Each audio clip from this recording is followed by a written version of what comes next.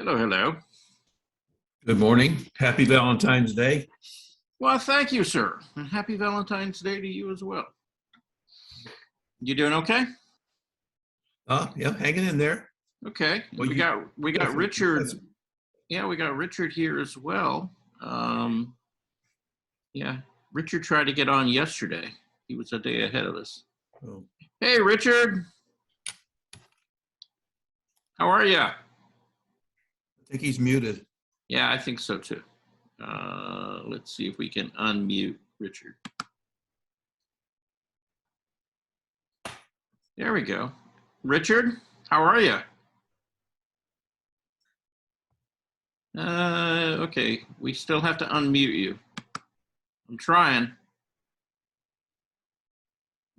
That's not working. Okay. Let's see. Oh, there we go. Hi. Hi, Richard. Yes, Hey, how are you doing? I'm doing fine. And you? I'm good, sir. You Happy know? Valentine's Day to you. Well, thank you. And same to you, sir. Okay. You have some nice blue skies behind you there. Okay. Yes. We're in West Palm Beach. Really? Okay. Yeah. Yeah. So, and my lovely wife and daughter are here with me. Was that your daughter that I saw helping you set up the iPad? Yes. Oh, okay. All right. Yeah. Yeah. Lovely lady. Okay. At any rate. Okay, so you're down in West Palm Beach. Yeah. How is it down there?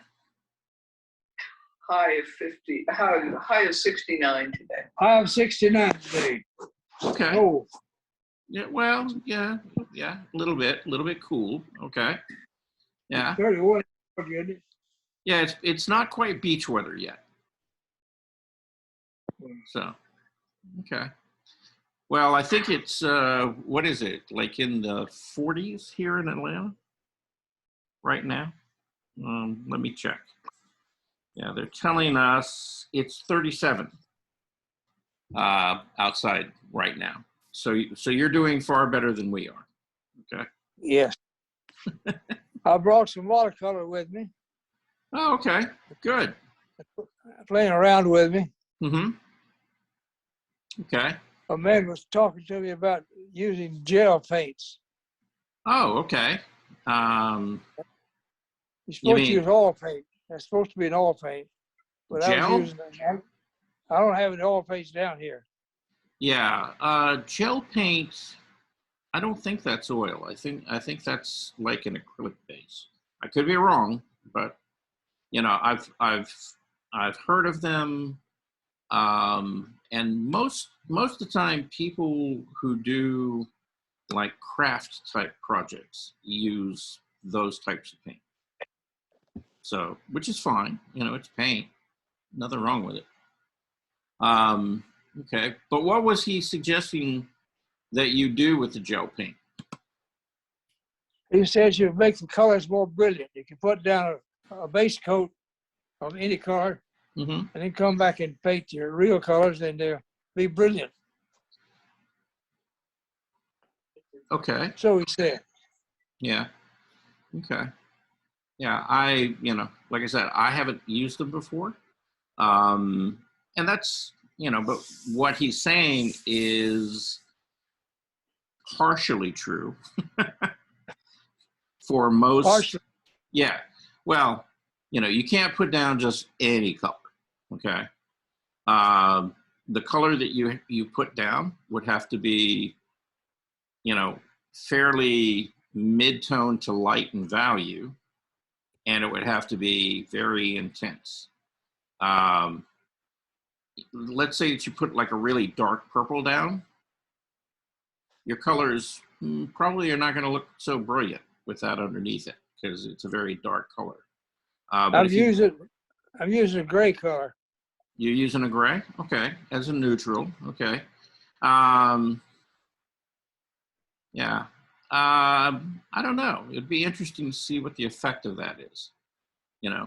It's probably a lot like using acrylics or oils, over a toned canvas. So, you know, it sounds like very similar thing there. Okay. Well, I was just painting rectangles, Okay. and You can the base color is basically black, white, and gray. Okay. And then the top colors are red, blue, yellow, and black. Okay. Now, have you tried, like, since you're doing rectangles, have you tried putting down a base of white, a base of gray, and a base of black, and then putting like yellow over all three? No, I haven't. Yeah, because that way you can kind of see whether using a light background, a middle tone background, or a dark background will affect the color and how it lays on top. See, as an experiment. See, and then Well, these colors don't come up brilliant like I hope they would. They're kind of dull. Okay. Well, it may be I think- because you're putting it on gray. So try putting down a base of white and then putting the colors on top of that and see if they look more vivid. Okay. All right. Yeah. Try that. That'll be my next project. Yeah. Yeah.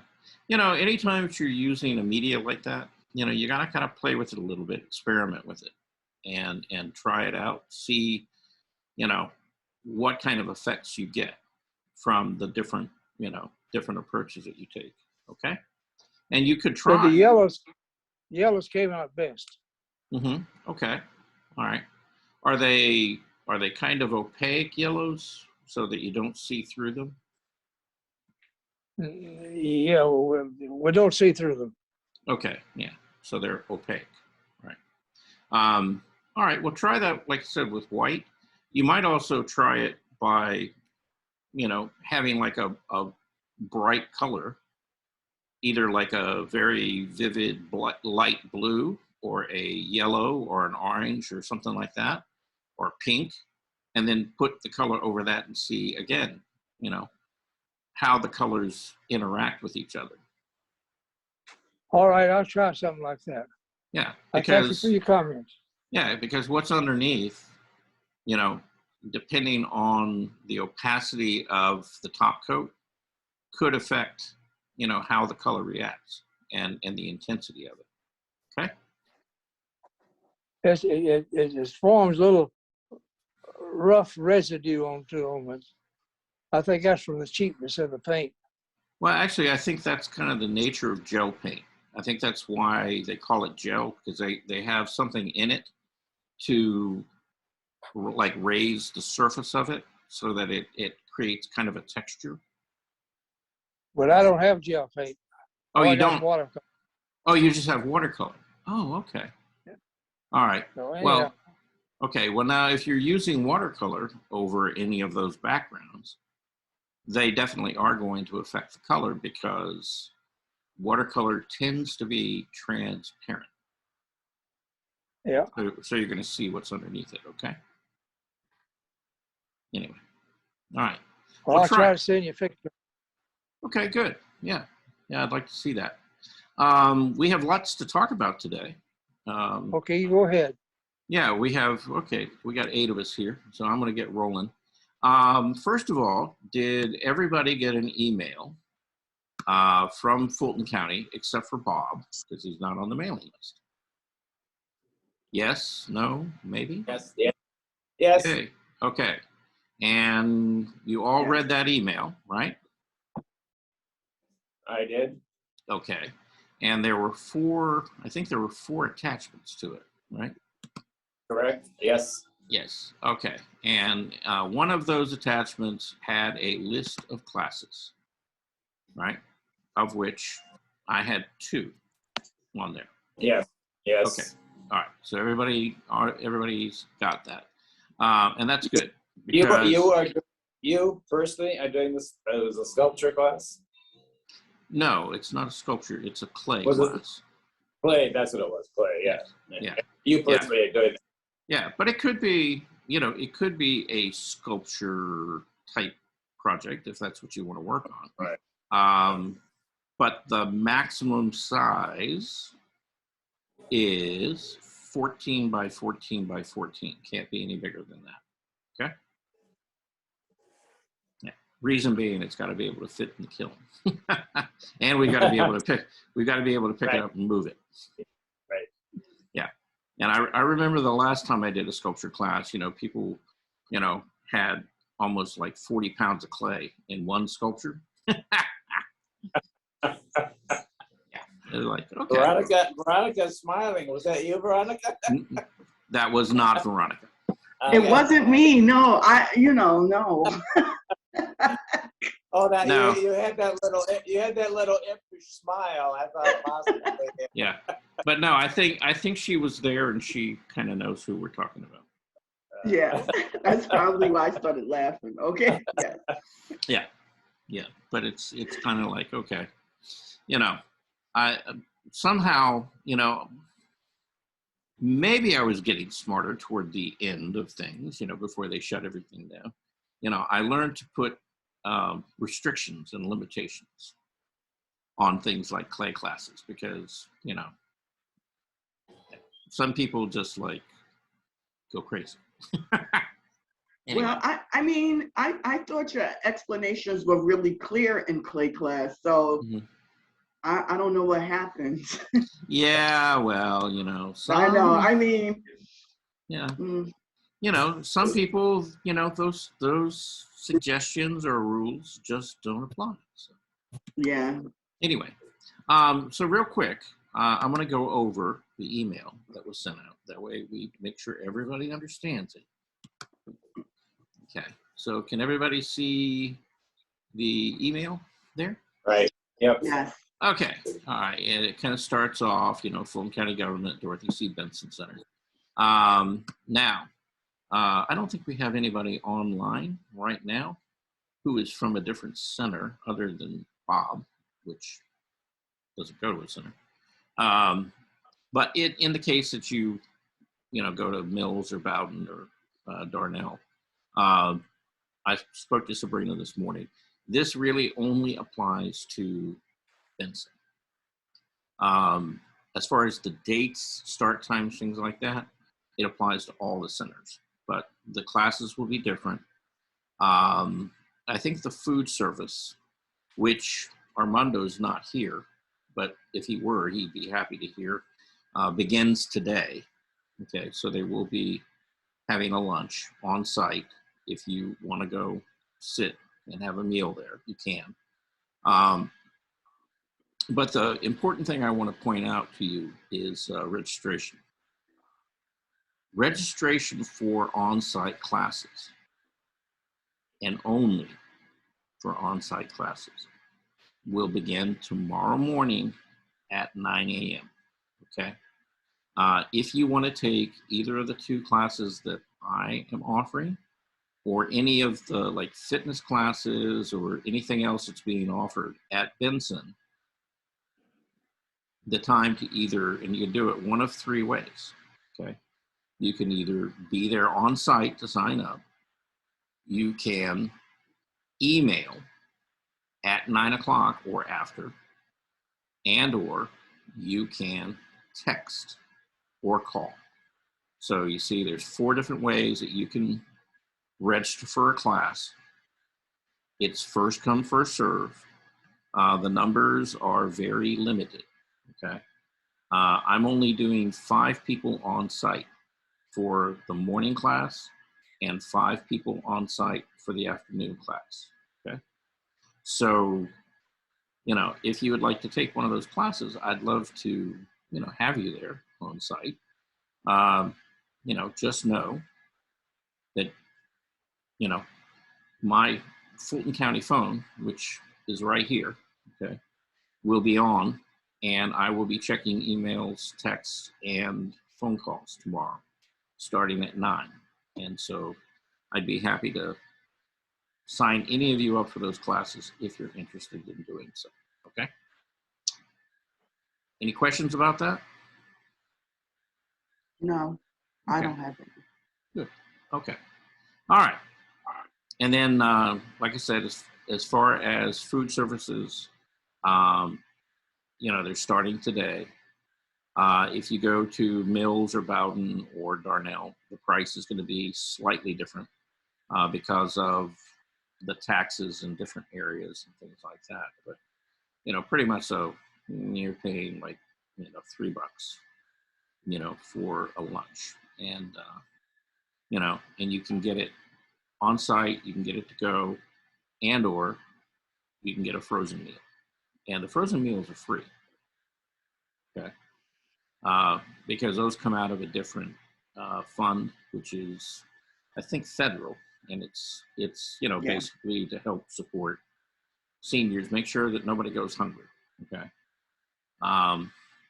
Evidently, they were not thinking of me, because I do not look like I will go hungry for a very long time. So I could do without a lot of food right now.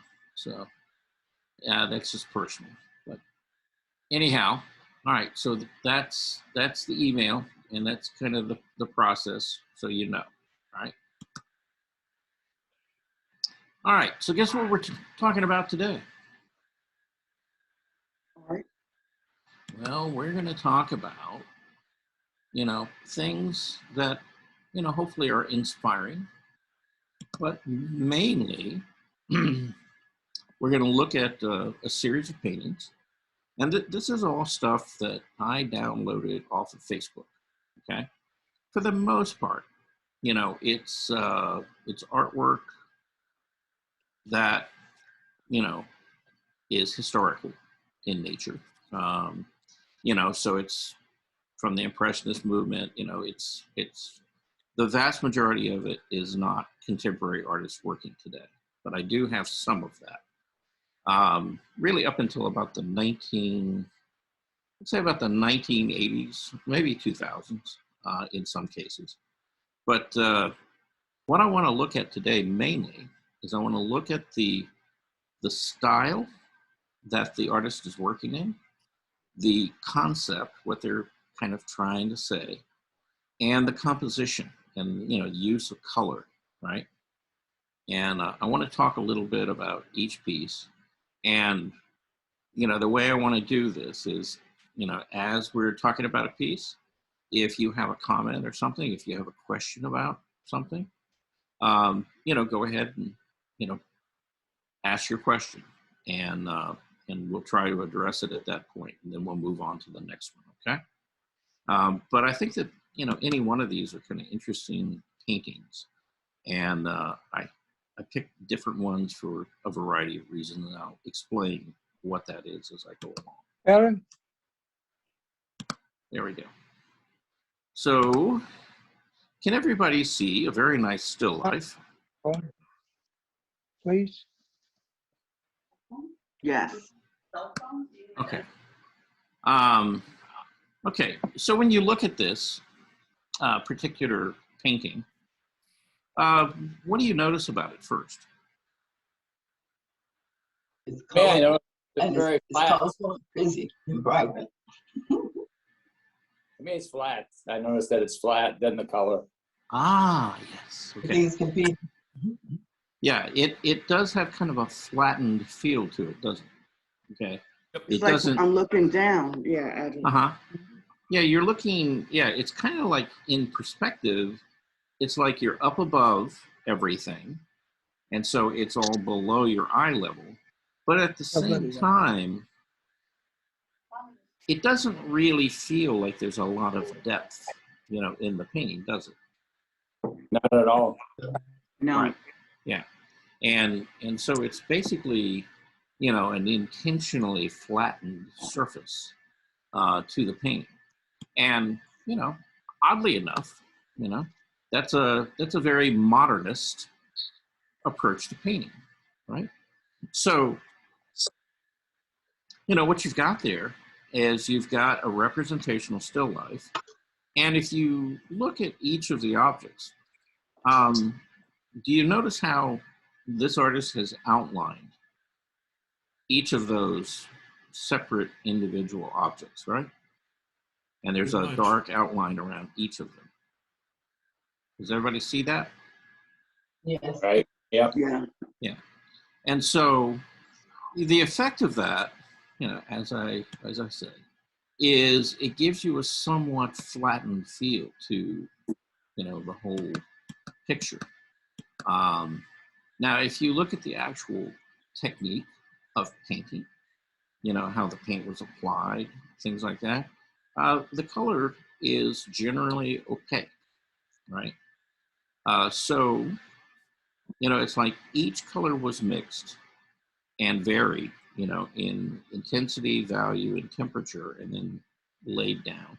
And then the next, area of paint was mixed and laid down. So they're laying next to each other. They may somewhat overlap, but there's no transparency in the paint. It's all opaque. Now, I'm not exactly sure what the media is here, but I'm kind of thinking, in looking at it, that it could be a gouache. It could also be, it could be an oil, but all the colors, again, are mixed to be opaque. And there's no translucency in the color. And it somewhat addresses that same issue that I was just talking about with Richard. Okay. And if you look at how vivid and bright the colors are, right?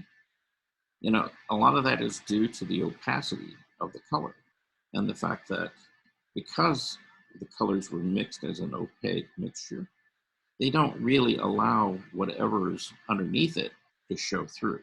So it's like one color sits on top of another. Everybody kind of see that?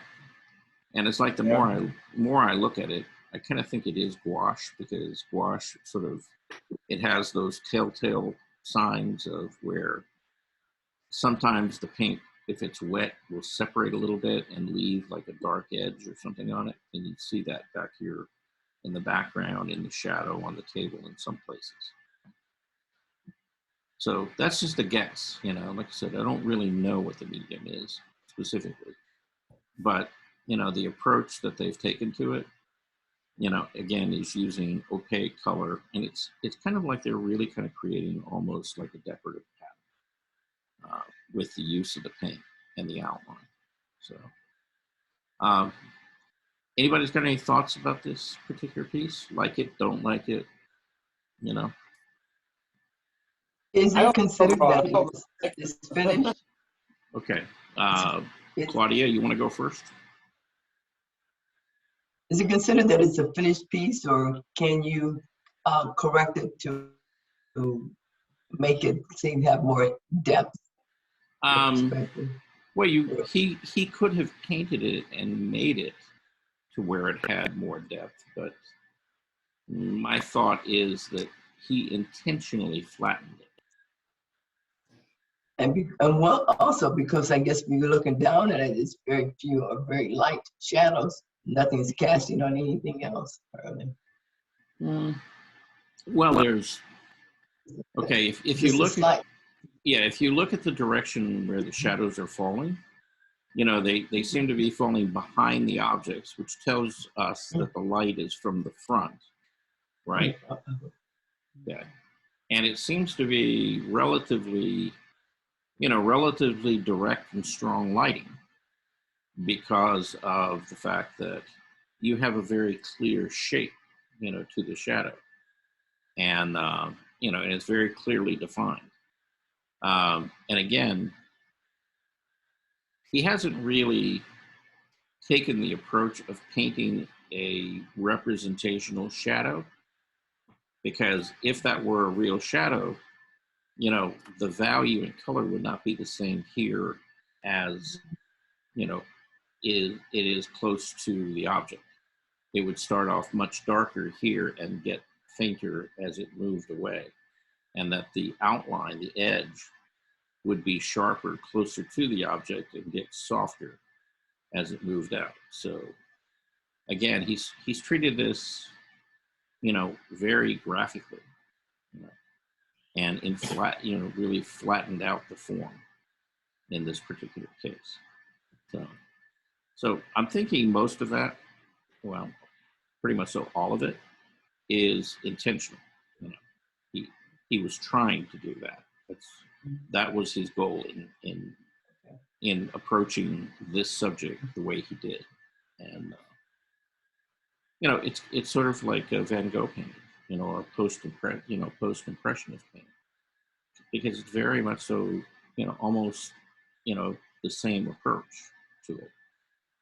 And if, in fact, I think we'll look at a couple of Van Goghs here. Is that, does this bother your eyes that it's the way that it's sitting? You know? Yeah, it's somewhat, yeah, it's a bit disconcerting.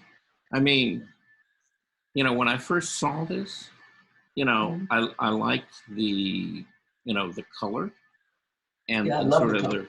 the richness of the color. Mhm. And I also like sort of the way your eye kind of moves around through it. You know, because it kind of moves, you know, back and forth, and you just kind of keep circling around in it. So, you know, from that standpoint, you know, I thought it was a good composition, good painting. You know, but I did notice, you know, from the very beginning that there isn't a lot of depth here.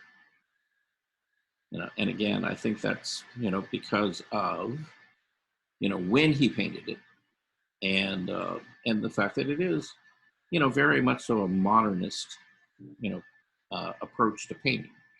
Now he's Australian. He was born in 1947.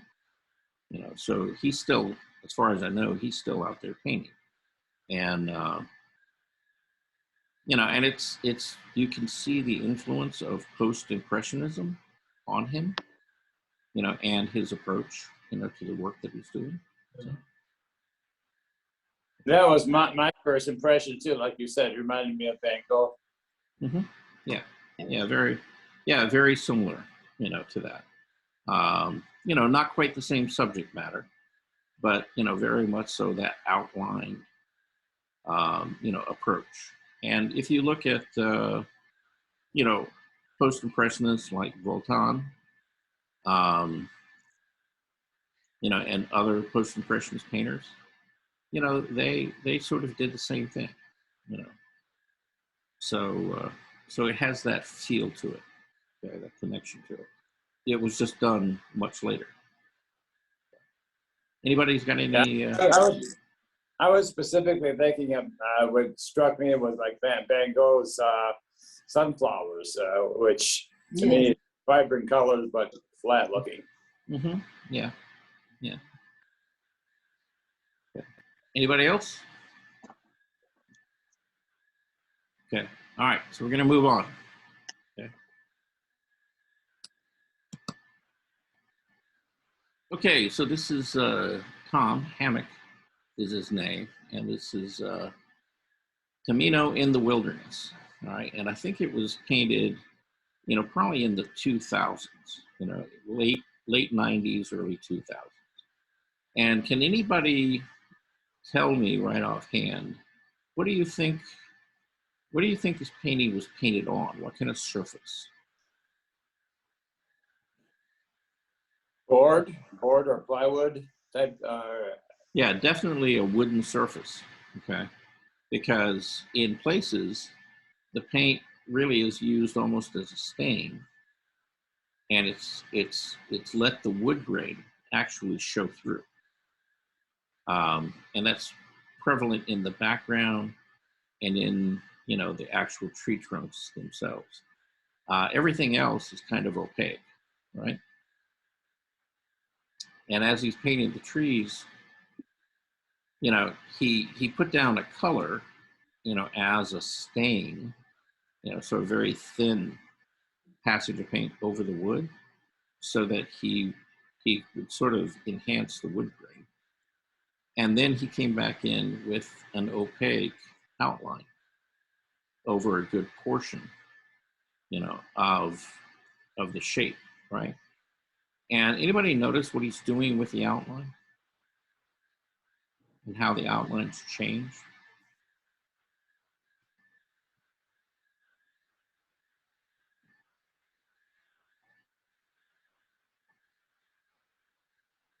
Are they thicker? Are they thicker in the foreground and thinner in the back? Well, I think it has more to do with the shift in color, like in value, and also in hue, right? So closer to the light source, which is the moon, what's he doing? You know, he's got almost the very same color as the outline of the tree, right? In that immediate area. And Yeah. as he moves away, it begins to get a little warmer, doesn't it? A little more orange. Yeah. See, out here. And then eventually it goes to orange and red. See? And so what he's doing is he's creating sort of this gradation, you know, of the outlines. And so that they change color and temperature, you know, the further they get away from the light source. And actually that's something that you know, might actually see, you know, if you, you know, if you were out on a moonlight night, right? And you were looking at trees and they were, you know, catching light on the edge of them or something like that. The ones closer to the light source would be brighter. And then as they moved away, you know, would get a little bit darker.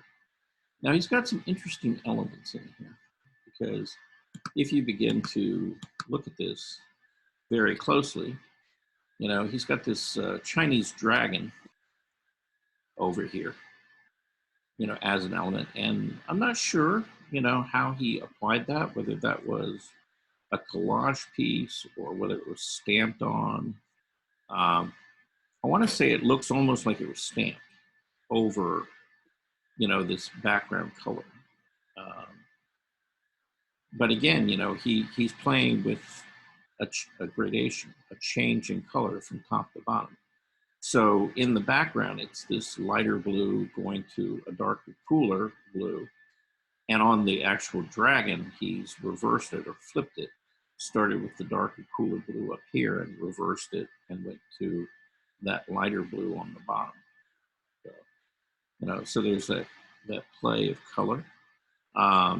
If you look at the figure, okay, clearly a figure, you know, clearly wearing some kind of large coat or dress or jacket or something.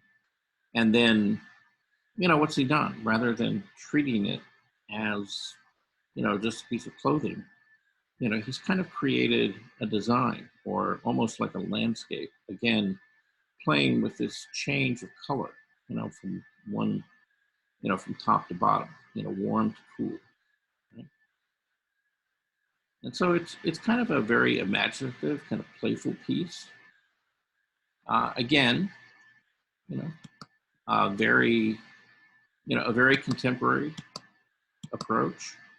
You know, this doesn't look like it was painted in the 1930s or 40s. It looks like, you know, it's something that would be painted, you know, probably from like about the 1970s or 80s forward. Now, again, if I remember correctly, what I read about this is it was probably painted in the 2000s somewhere.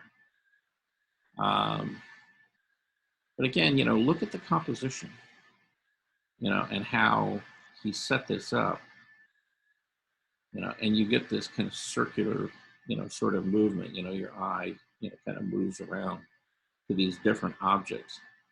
And it doesn't really freeze or stop any particular place. So it keeps your eye active. There's always something new to see, you know, any different part of the painting. I just came across this. Now, this is a, okay, yeah, Henke. He's an Australian. It was probably painted, you know, like, you know, probably in the 50s, 60s, 70s. Clearly, it's an oil painting, you know, really heavy sort of impasto oil. Okay, very alla prima approach. You know, there's not a lot of glazing or anything going on here. You know, it's pretty much so direct paint, right? If you look at the figures and the way that he used the lighting, you know, clearly, you know, she's the focal point, And then everything else around her, you know, is sort of the supporting, you know, idea.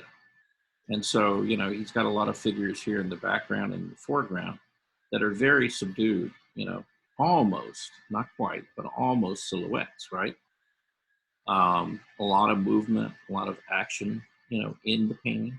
And there's a sort of a tension to it, isn't there? Okay. Anybody kind of get a sense of why, you know, what that tension would be?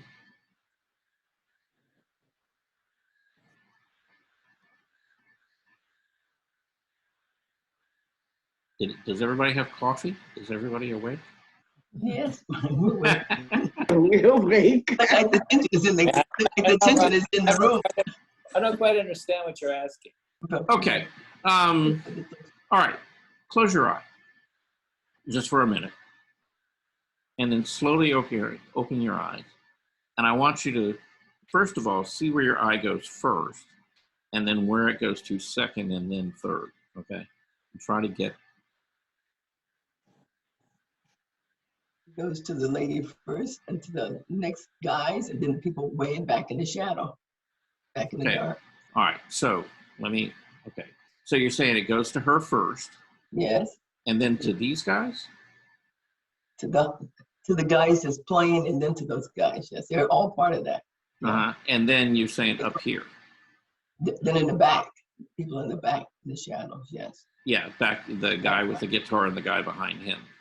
And then, of course, Yeah, there's people back. even further back. But then you've got Further this back, guy right yes. here in the front, too, right? Yes. Okay. Yeah. And I actually see it differently. I see the guy in the white shirt first because there's the most contrast there. Then I go to the woman, then the background. Mhm. So you're saying from him Right, to her and then to the Right. background? right. Okay. All right. Because to me, he's got the most contrast. Mhm. That sticks out real quick.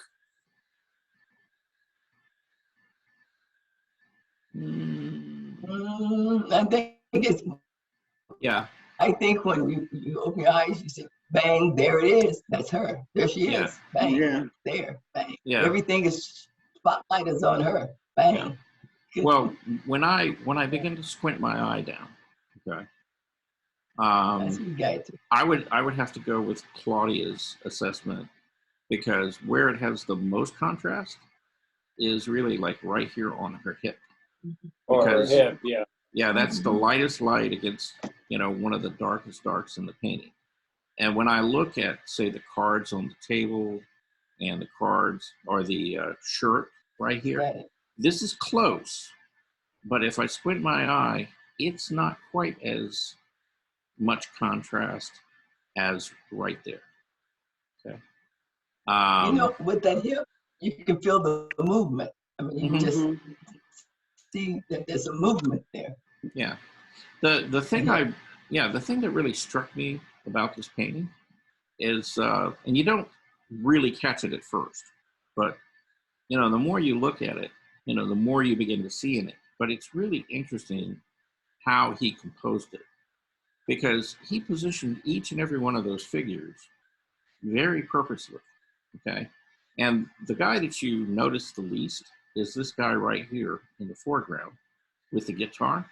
And notice what the guitar does. See, it takes your eye and it stops you from going out of the painting, and it really pulls you back into her, and then up, and then around. And this guitar and these faces lead you down to these guys, right? And then his arm, see, as you come down here, takes you back over here again. See? And so, you know, he's very carefully, you know, sort of constructed this composition to get your eye to move, you know, in certain ways, you know, through this composition, and keep your eye focused, right? And it's when I was asking about the tension in here, it's this back and forth, you know, between those two higher contrast areas, you know, her figure, you know, and the guy in the white shirt back here, and this, you know, table. And so, you know, you just keep moving around and around and around. And he really never gives you any way to, you know, drift off, you know, off any of the sides of the painting. You know, so he keeps you tightly focused. Now, I don't know a lot about the history of this guy, but my guess would be that he worked probably as an illustrator. Okay. And it was, again, you know, you find illustrators really designing and composing those, you know, compositions very intentionally, you know, to keep that eye moving, you know, back and forth like that. And you don't, you know, you particularly see it in illustrators. You don't see it so much in like, you know, history painters and, you know, and the impressionists and things like that. You know, they come up with very strong compositions, but they do it in a very different way and a very different approach. So now, you know, here's an example. Okay, now this is a guy you've probably never heard of, you know, John Singer Sargent, right? Okay. Now, I have, actually, I had never seen this painting by Sargent. And, you know, one of the reasons I think that I haven't seen it, is because I believe it's in the Hermitage. You know, it's, you know, it was in Russia. And for many years, people didn't see it. But it's this, you know, street in, I think it's a Moroccan street scene. And it was painted in 1880. And it's not your typical Sargent, you know. If you look at it and you look at the use of paint, you know, Sargent generally worked, you know, in this very kind of thick, you know, lush layers of paint. And in this particular case, you know, there's a good portion of this painting that seems to be rather thin and kind of underpainting. And really where he piled on the paint and really built up the layers was really in the light, you know, up here, you know, on the building. You can begin to see the layers of paint up in here and how it kind of just, you know, thins itself down to really, you know, underpainting, you know, on the shadow areas and things. But really beautifully done, really nice contrast with warm and cool color. And where does your eye go? Down the path. On the path. Mhm. Yeah, The- yeah. I keep going to this doorway right here. Mhm. You know, everything just takes me right to that doorway. You know? So again, you know, it's another way of composing the composition. You know, taking your eye, you know, and moving it back, you know, in space. And when you look at this Sargent painting and the sense of depth and distance that you get in it versus, say, the first painting, the still life that we looked at, see, very different thought processes, you know, about, you know, how they're trying to portray, you know, the subject matter that they're painting, right? So Sargent is going for that depth where the first painter, Chris, what was his name? Chris Canning, okay, was intentionally flattening, okay? So again, you know, very different approaches to that. And here's a very classical painting. This was, I think, painted, I don't have the date on this, okay, but it was painted in the 1800s, okay? And Masaroli was an Italian painter, I believe. And he was kind of a Baroque, you know, very classical, you know, painter, and very much so, you know, this is a very academic painting. You know, this would be sort of the academic approach. And you can look at the contrast, you know, the very strong darks against the light figure. and how the light plays, he doesn't have, his highest contrast down here by her feet or her knees. It's really right up here at her shoulders and her face, right, and her hand. And it's kind of, the story is really right here, in this area, and look at how the contrast between the light and the dark play, and really takes your eye right here, to that point. All of the rest of this, it's secondary, it's part of the story, but he really plays it down, again, to draw your eye right here, okay?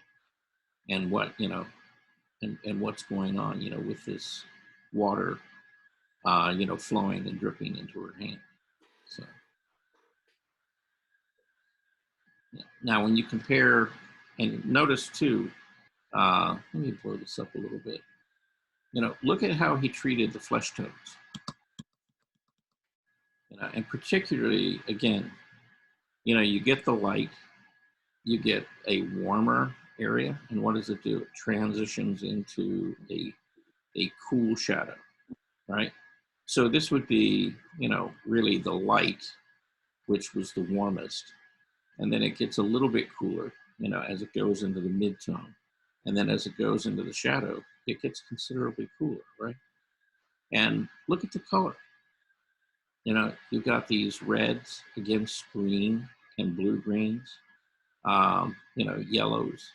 Not really a lot of orange in this, but definitely this warm, cool contrast. So he's using the color, value, temperature, and intensity to turn the form, okay? If you notice, like right here on the form itself, one of the strongest areas of contrast is really right here, where the light meets the shadow. And so you get a very definite and very clear, what we call core shadow, right? And when I talk about core shadows, that's what I'm talking about right there, right in this area. It's where the light and the shadow begin to meet. That's where you're going to find your strongest contrast on the form. Now, the thing I want to point out is when I'm saying the contrast on the form, I'm not talking about the contrast between the form and the background. I'm talking about actually on the physical form, itself. That's one of the strongest areas of contrast, other than areas where there's compression, or things overlapping, and those tend to be darker. But, on the form itself, that's the core shadow. Now, when you compare that to, say, this painting, okay, it was done later. It was probably, well, this was done in 1913.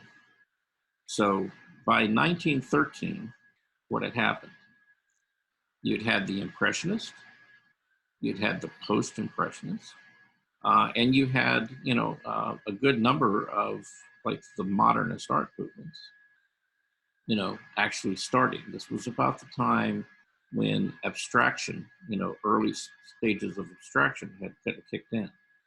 But artists were already sort of playing with that concept at this point by sort of flattening space, right?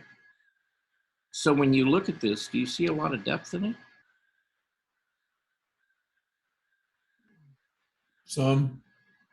Yeah, a little bit, Not But much. but it's still, it's kind of almost that post-impressionist approach, of flattening out the canvas, not going for that traditional, illusion of distance and depth. And so the paint itself and the surface area, how the paint was applied becomes sort of the conversation here. If you look at the application of the paint on the dress itself, and then how the skin tones were treated, right? It's all very opaque, paint application. There's not any real transparency or translucency in any part of this painting. It's all sort of opaque paint passages. Fairly thick, direct, paint applications.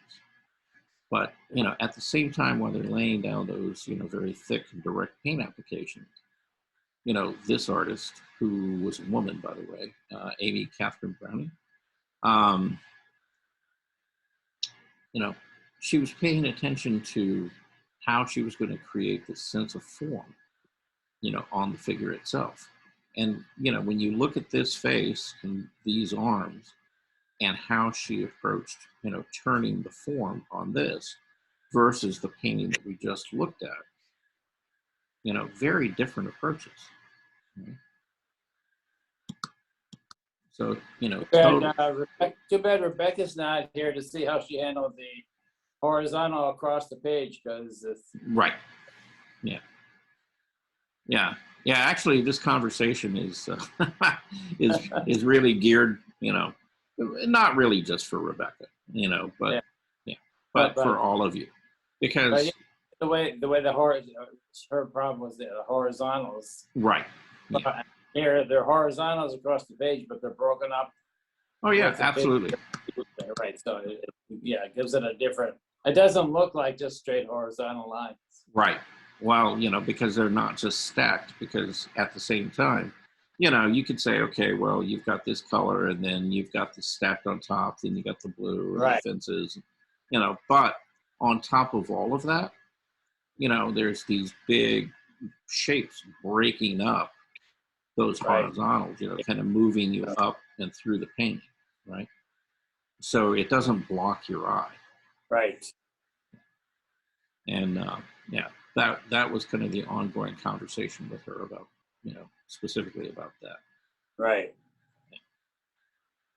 And there's lots of landscapes in here that we'll look at that, again, it's the way that they designed it intentionally so that wouldn't happen. They gave you ways of moving through the painting. And I don't know, different people have different, ideas on this, but particularly if we're talking specifically about landscaping. A lot of people will go out and they'll try to paint the landscape exactly the way they see it. And or they'll go out and they'll look around, they'll be very frustrated because they can't find the exact composition that they want, right? And the fact is, as a landscape painter, you're not taking a photograph of it. You're not publishing the photograph. You might take a photograph for reference, but you're absolutely free as a painter to take any element out of that landscape and to rearrange it, move it, change the scale, size of it to your own needs. Let's say you have a little tree in the foreground and it doesn't break the horizon line quite, or it just meets the horizon line, and you don't like the way that it does that. You have choices. You can make the tree bigger. You can make it feel closer to you. You could make it, you could totally eliminate it, or move it to the left or right if you need to, right? You don't have to feel like you have to copy it exactly. You're a painter, you're not a Xerox machine. So, so you can be creative, in how you compose. Now this is a Russian artist, and female Russian artist, and I think she's contemporary. Probably in the 70s, 80s, 90s, 2000s. And again, if you look at her approach, in the composition, in the way she uses color, in the way that she actually uses paint, really beautifully handled. Really nice, the way she's kind of focused the light, really on sort of like the chest area. And, she's let the face, it's there, it's accurate, to some degree, but it's not really a portrait. It's, a figure, and it kind of sets a mood.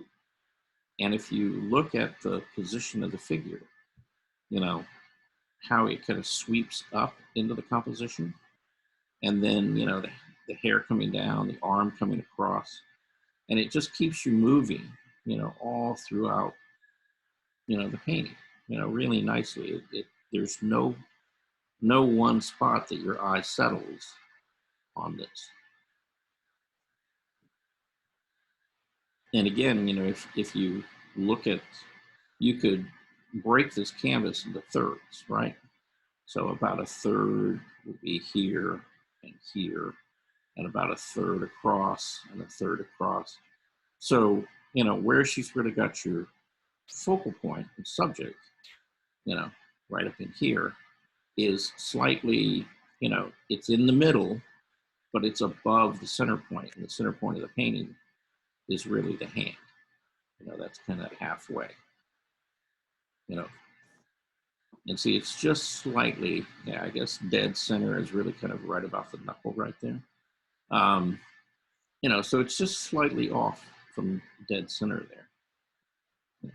But your eye kind of goes up here. And, that's really kind of the strong focal point. You always end up with the face. I found this. Now, this is not a painting. This is a piece of architecture. Okay. Beautiful. And this is in Havana, Cuba. And this is, anybody tell me what art period this would come out of?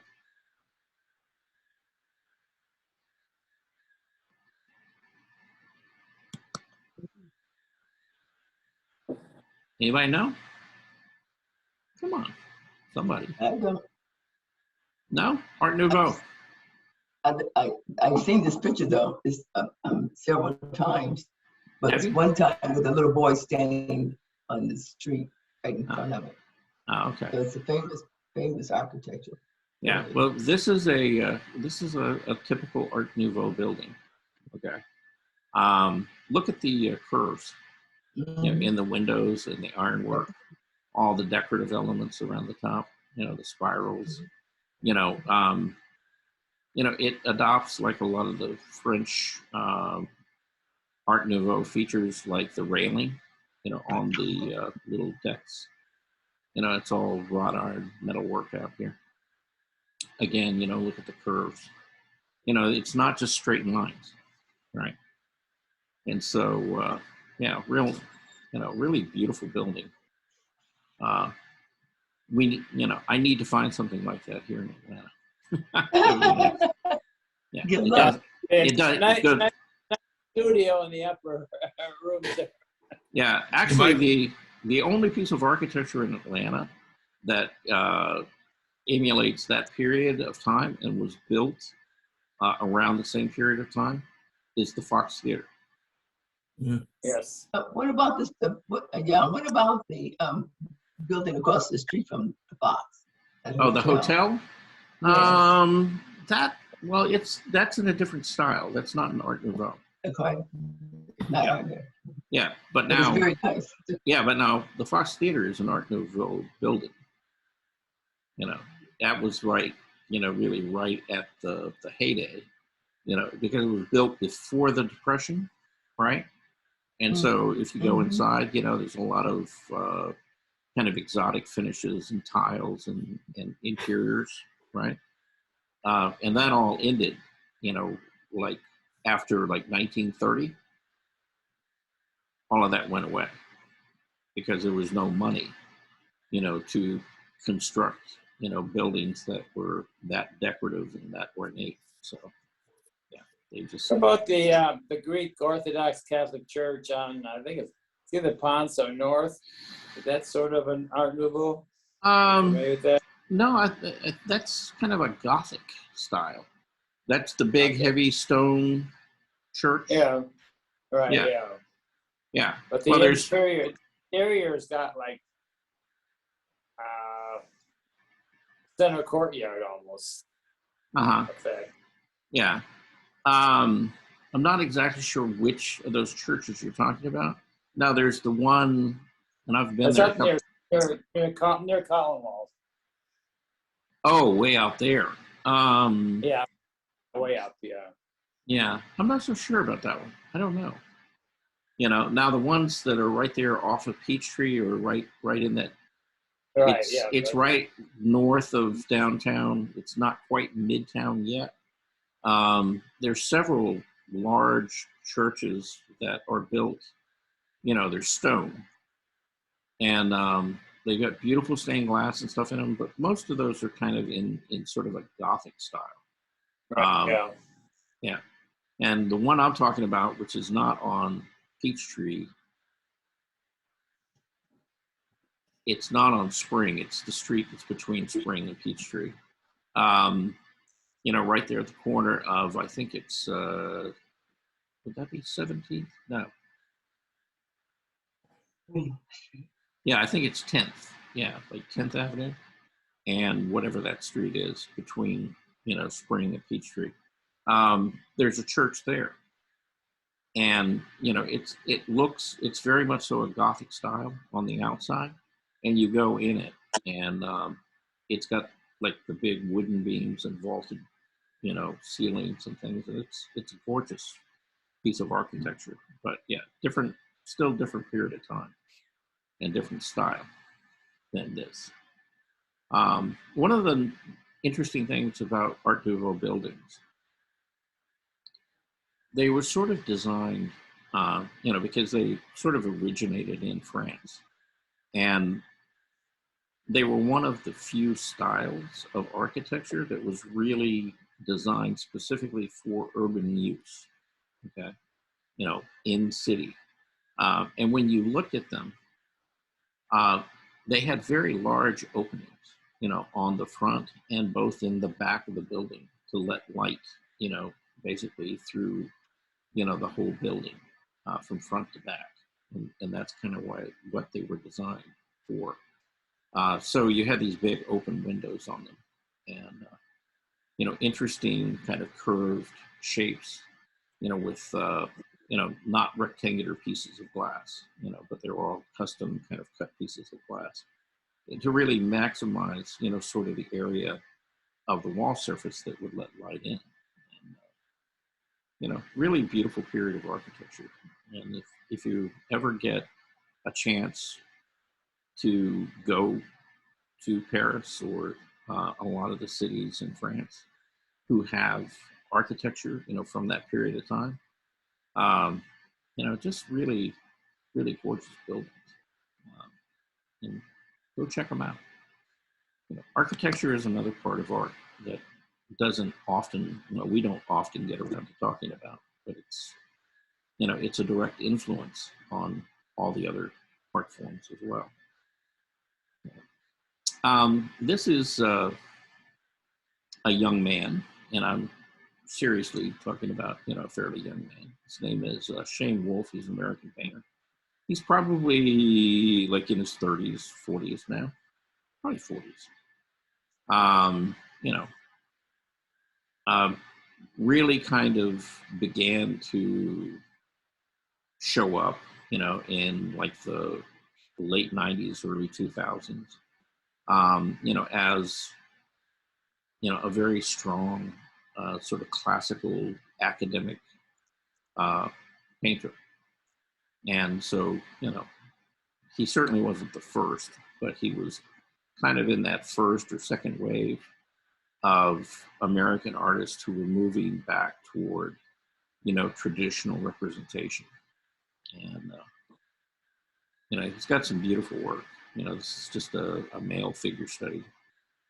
And it's a study for a larger painting that he did, but really beautifully done. And again, you know, very kind of classical academic approach. Here's a Russian painter, kind of the same period, maybe a little bit before.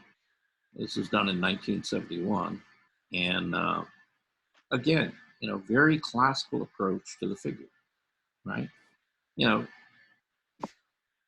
different in the sense of the way, you know, that he's viewing the figure, because he's up above looking down. And so it gives you this sort of flattened, again, composition, you know, not a lot of depth.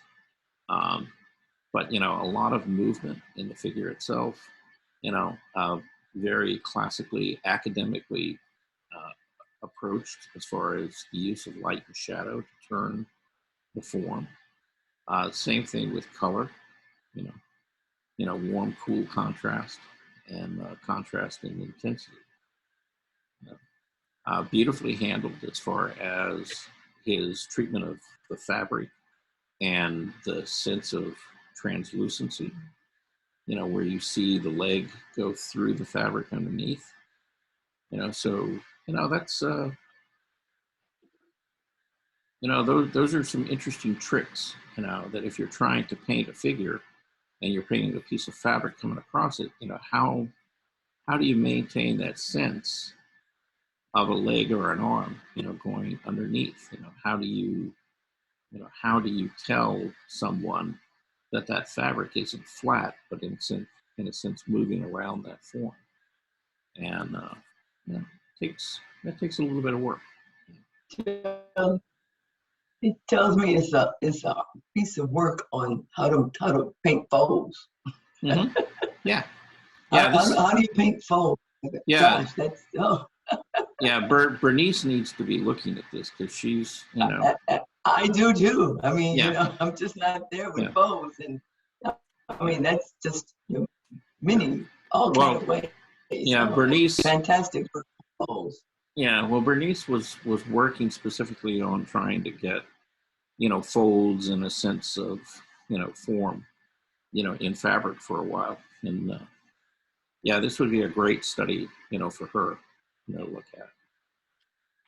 Yeah. Now, you know, another figure, okay, but again, you know, very different approach. You know, if you look at the, you know, just look at the drapery, you know, around the figure, and where, you know, the previous painter, you know, took a very classical academic approach to, you know, laying the paint down in kind of, you know, thinner layers and using translucency and transparency. This is very much so, you know, an alla prima painter who's putting down the paint, you know, rather thick, very directly, and he's modeling the form, changing the temperature and value. But he's not using the paint in a way of glazing. It's all very direct.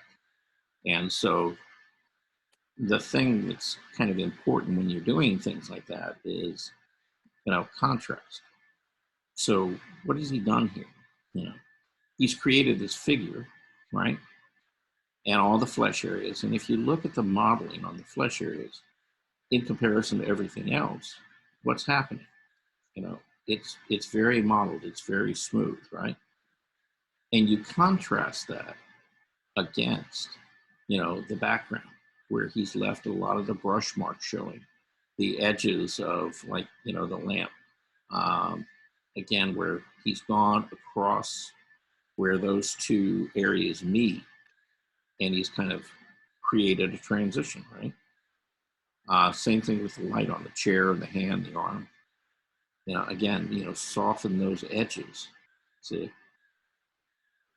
And why would he do that? Because he wants to keep your focus here. Yeah. That's where he's You've drawn. actually got front lighting and back lighting. Yeah, yeah, yeah. He's got two, and not only front and back lighting, but two different temperatures: a cool light source outdoor, and a warm light source indoor. So he's playing with this full range of color and temperature, you know, across the form. You know, and if you really think about this, it's the focal point, you know, is really set off by the contrast of cool temperatures against warm temperatures right here. Nicely done. It's a really beautiful painting. Really nice. Now I threw this one in specifically for John, since John is our, you know, one of our resident watercolor artists. Okay. And okay, so this is Morton Solberg, and this is a contemporary painting. I mean, it's probably done, sometime in the 2000s.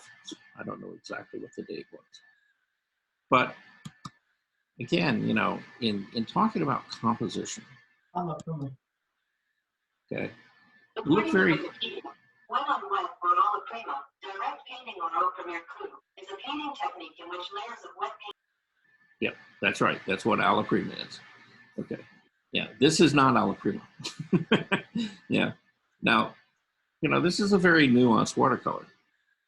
And if you look at it very carefully, I mean, all those elements are there. Warm, cool contrast, hard, soft edges. But look what he did to the background. You see? He suggested that there were trees and growth, and he's also suggested that there was water there. How did he do that? Because there's no water painted, is there? Blank space. Yeah, but you see, Plus reflection too. right? Yeah, because at some point, see right here, he begins to soften this, and it begins to not be a plant, but be a reflection of a plant. See, and it tells you, okay, so this is liquid and wet. There's water here. And so you see, you can suggest things like that. You can add those elements in without having to actually paint water. That's pretty cool. That is cool. Yeah. Now he's also done, some interesting things like up in here. It looks like he did some kind of resist. Like maybe he had put down this as a lighter wash in this area. And then he put something over it, to like maybe rubber cement or something, and then put in his darker colors around it, and then, lifted the rubber cement so that, you get these remnant kind of textures that remind you of, like, they don't really remind me of palms, but, some kind of plant in there. But, really beautiful piece. I just, Yes. And look at the difference in the warm light coming through here versus the cool. See, really strong shift in temperature, and even underneath. See, he could have kept this, whole body, this value and this cool temperature, but instead, he goes back in there and he really just pops in. It's a slightly darker value, but it's much warmer. And it really just sets up this beautiful form and contrast right now. And it really catches your eye. Nice stuff. Very nice. Yeah, we've never heard of this guy. This is Rodin. Yeah. Okay. Set of hands. And, they're just, just beginning to kind of touch each other. And, the thing is, you can look at the hands, in Rodin's thinking, he calls this the cathedral, right? And so the idea is the space. If you think of being in a cathedral, we were just talking about Gothic architecture and the big arches coming up, the vaulted ceilings, opening up the space. With light filling them. Okay. What have you got going on, between these two hands? Same thing. Yeah, you know how large that is? It's not real large, it's probably like, 36 to 48 inches tall. I mean, it's not small, it's not like something that you're going to put on a small coffee table. It would require, a hefty piece of furniture. Yeah. So, yeah. Now, Rodin did a lot of what they call maquettes, very small little studies of things. Most of his maquettes were done either in wax or they were done in clay. His final sculptures were, for the most part, done in bronze. Because after he did the maquette and, got sort of the approval, to move forward on the piece itself, he would use like a plasticine clay, over an armature, and make, like the full size sculpture in that plasticine clay. And then they would do a casting of it. They would make a mold for it. And then it was, all those mold pieces would be sent to the foundry. The foundry would assemble them and then actually pour it in bronze.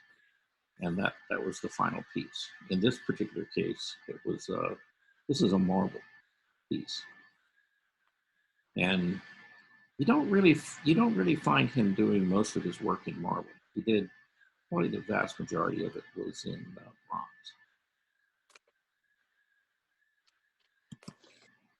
This is Wilhelmsen. Yeah, Wilhelm Williamson. It was from 1912, and it's very quickly becoming one of my favorite paintings. As I look at it, it's like every time I look at it, there's more to it, more layers. Again, it's kind of that post-impressionist style, or treatment, opaque paint, not academically, painted. It's very much so opaque, color on color, but really just nicely designed. I mean, the way you kind of come in, and move, around the circle, and just keep, moving all through there. It's like every time you go through, you pick up, a little more. And particularly, one of the things I really like is his use of color and temperature in the skin tones. And particularly, the contrast between these two women. It's really beautiful. The warm, cool contrast. Looking at the, overall warmer and darker skin tones of this woman against, these very, very fair, very cool skin tones of her. And, how he sort of juxtaposes, the two, this cool against the warm. Really nicely done. Also the treatment of the hair. If you look at the any of the forms in the hair, it's not just black. It's not flat. It's not a flat shape. He really builds up the form, and he doesn't do it by adding white highlights. It's color.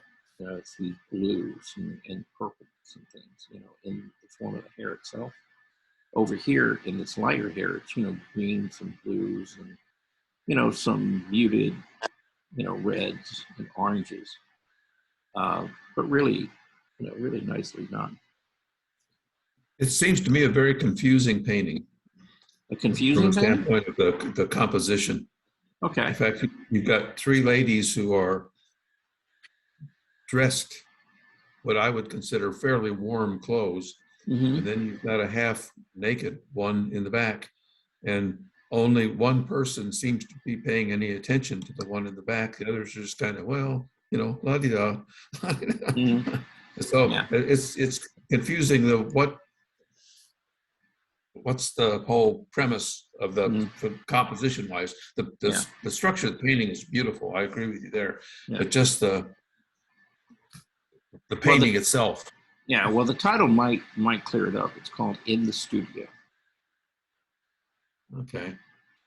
So, you've got, they're clearly on a break, kind of sitting around the table talking. And you got the model, she's kind of wrapped and trying to stay warm and waiting, to get back up on the model stand again. And, the ladies are getting together, for a little chat and, to have a little snack there, their tea and, so, you know, that's kind of the Well, that storyline behind it, I guess. You know, or as I would read it, you know, based on the title. But Based on that, you could, even though like the one in the foreground was like a painter's coat or smock or something, but yeah, protector clothing. yeah. Well, actually, all three. You know, I mean, that would have not been uncommon for, you know, a man or a woman, you know, who was a painter to wear, you know, back around about that time, you know, 1912. If you look at pictures, you know, actual photographs of Gustav Klimt, right? You know, he Yes. ran around in like tunics and smocks and stuff like that, you know, all the time. You know, that was like his everyday mode of dress. And so, you know, artists wore that kind of stuff back then.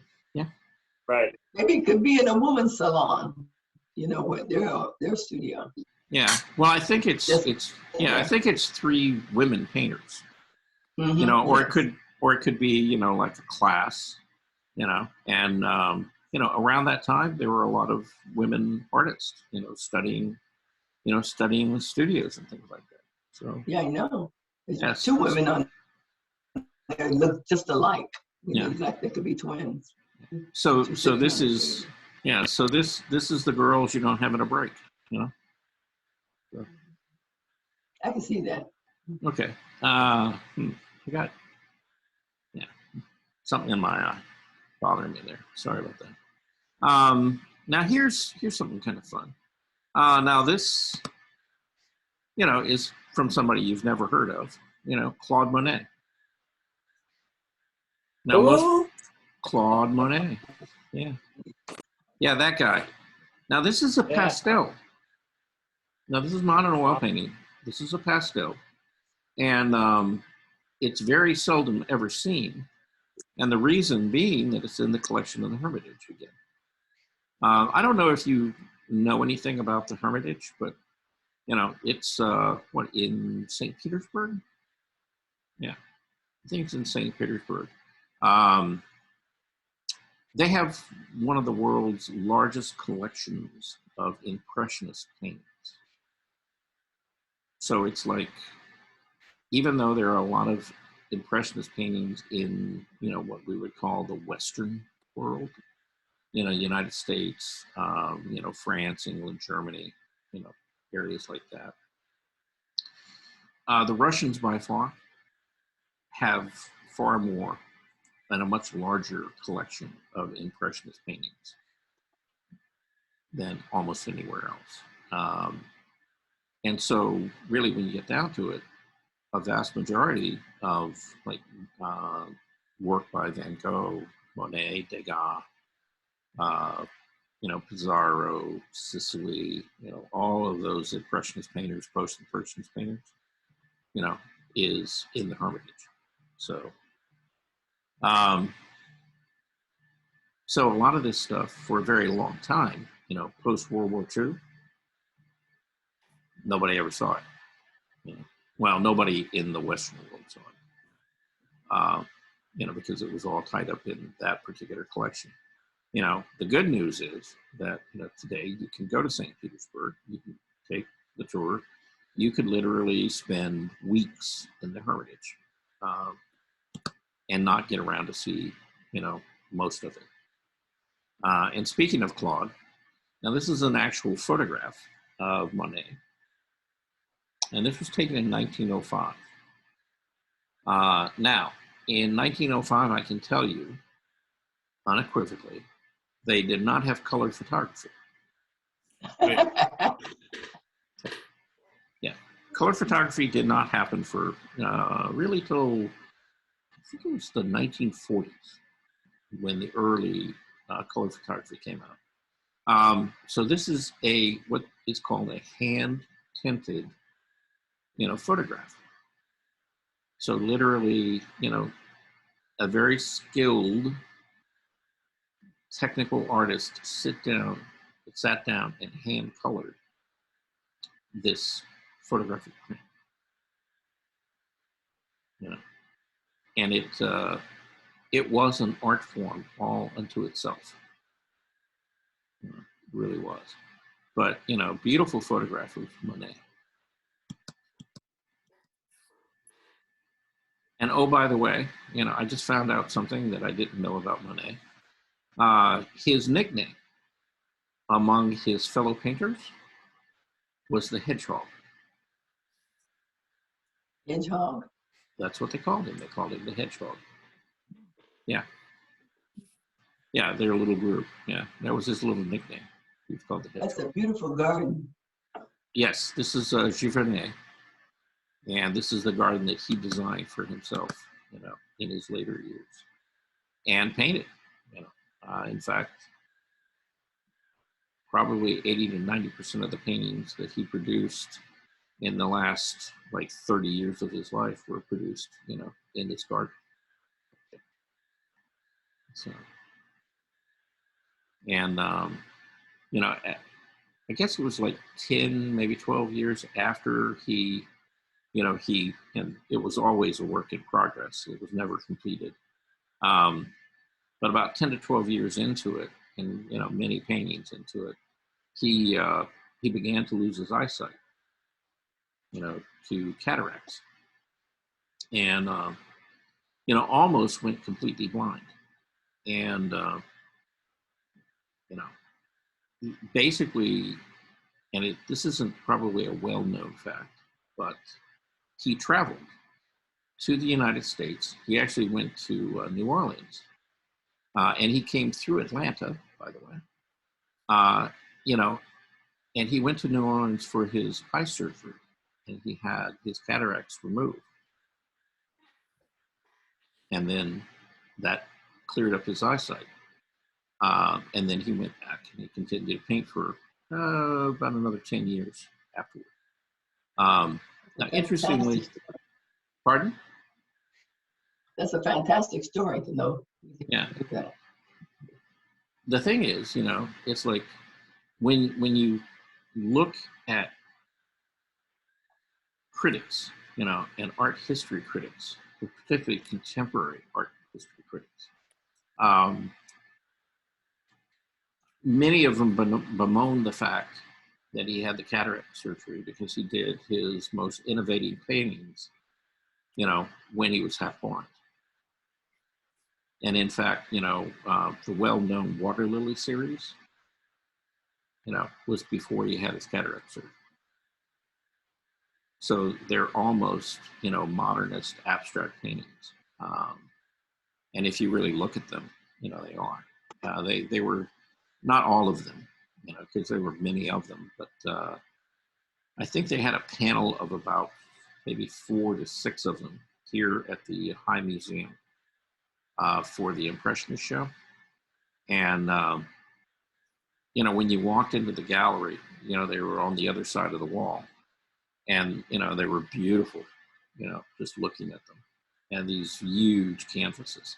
And, you know, as you walked up to them, you know, they were just like big streaks of green and orange paint, you know, kind of outlines, you know, of the water lilies, you know, against this dark background. There were kind of blues and greens and purples. And yet, you know, when you were kind of across the room from them, they looked like water lilies, you know. And it's like the closer you got to them, you know, the more they just look like paint. So many abstract artists borrowed from that, you know. Here's another one of his that you don't see very often. Again, you know, it's at it's in the Hermitage. And if you look at a lot of the art history books, now this is one of those series that he did, you know, multiple paintings of, you know, like he did the haystacks and, you know, others. So there's probably like 20 or 30 of these paintings, you know, at different times of day, different lighting effects. But this particular one is in the Hermitage, and they probably have several others. But, you know, again, this is, you know, one of his kind of innovative ideas of, you know, don't just take a canvas out there, you know, and sit down and do one painting. You know, he took 30 or 40 canvases out there and he stayed out there for, you know, several hours, if not all day. And it's like every 20 to 30 minutes, he would change the canvas to that period of time, you know, from day to day. and, you know, keep painting, you know, using the light, you know, and the effect of the time of day that he was seeing. So, and again, I don't think that this is real large. You know, I think it's kind of medium size, you know, for most of these. I thought that was this is kind of a fun, interesting painting. Now again,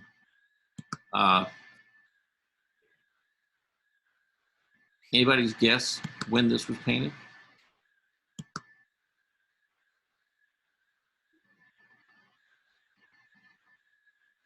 Does it look like something from the 1600s, 1700s, 1800s? No.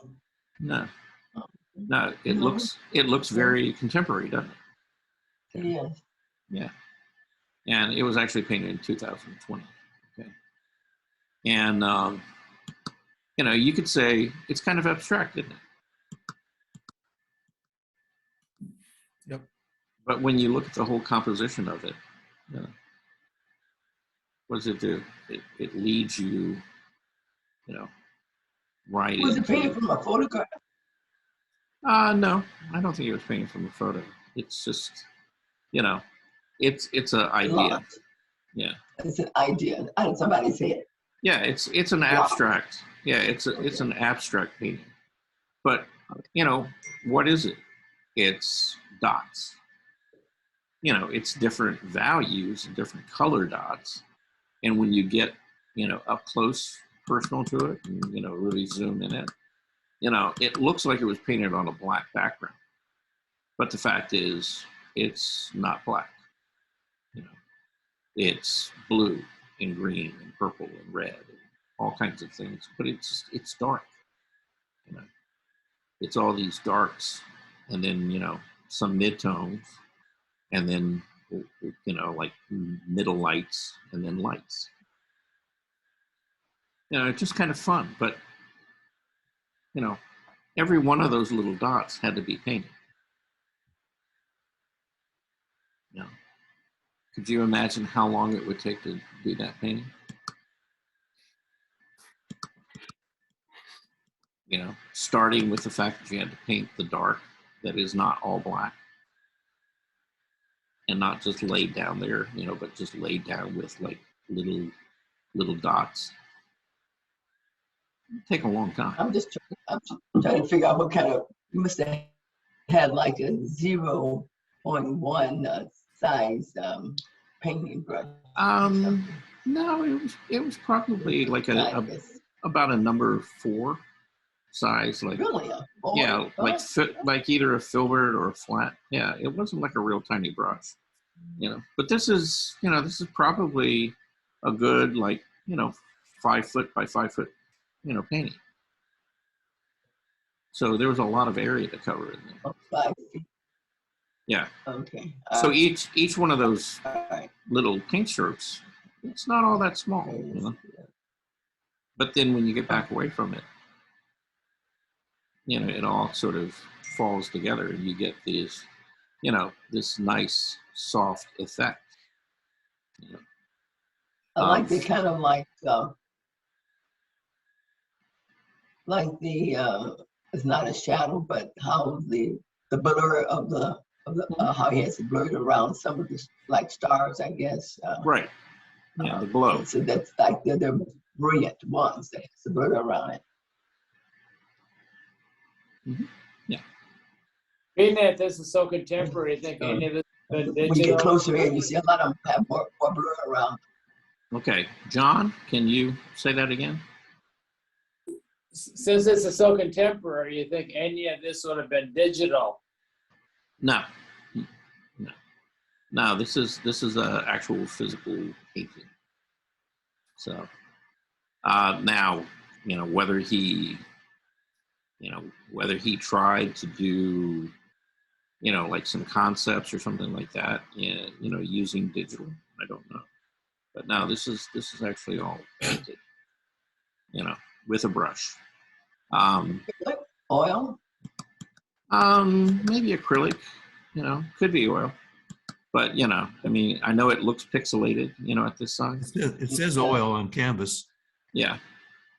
But, yeah. Yeah, Yes, okay, so it's oil on canvas, okay. Yeah. But again, you know, somebody really took some time, you know. I mean, you know, they were not in a big hurry. Well, I guess they could do some every day, you know. Well, you know, my guess is that this is probably not a one-off, you know, that he's probably got, you know, a series of these. I'm going to have to go back and do more research on him, see if I can find more work from him. You know, now this is two characters that you don't know, right? Anybody recognize these guys? Oh, yes. Yeah. Don't Yeah. crap on me, Argentina. Yeah, so this is Diego Rivera and then Frida Kahlo. And so there they are in person. And this would have been, it didn't give me a year. But I'm guessing that this was probably like in the 20s or 30s. Yeah, if I had to guess. So,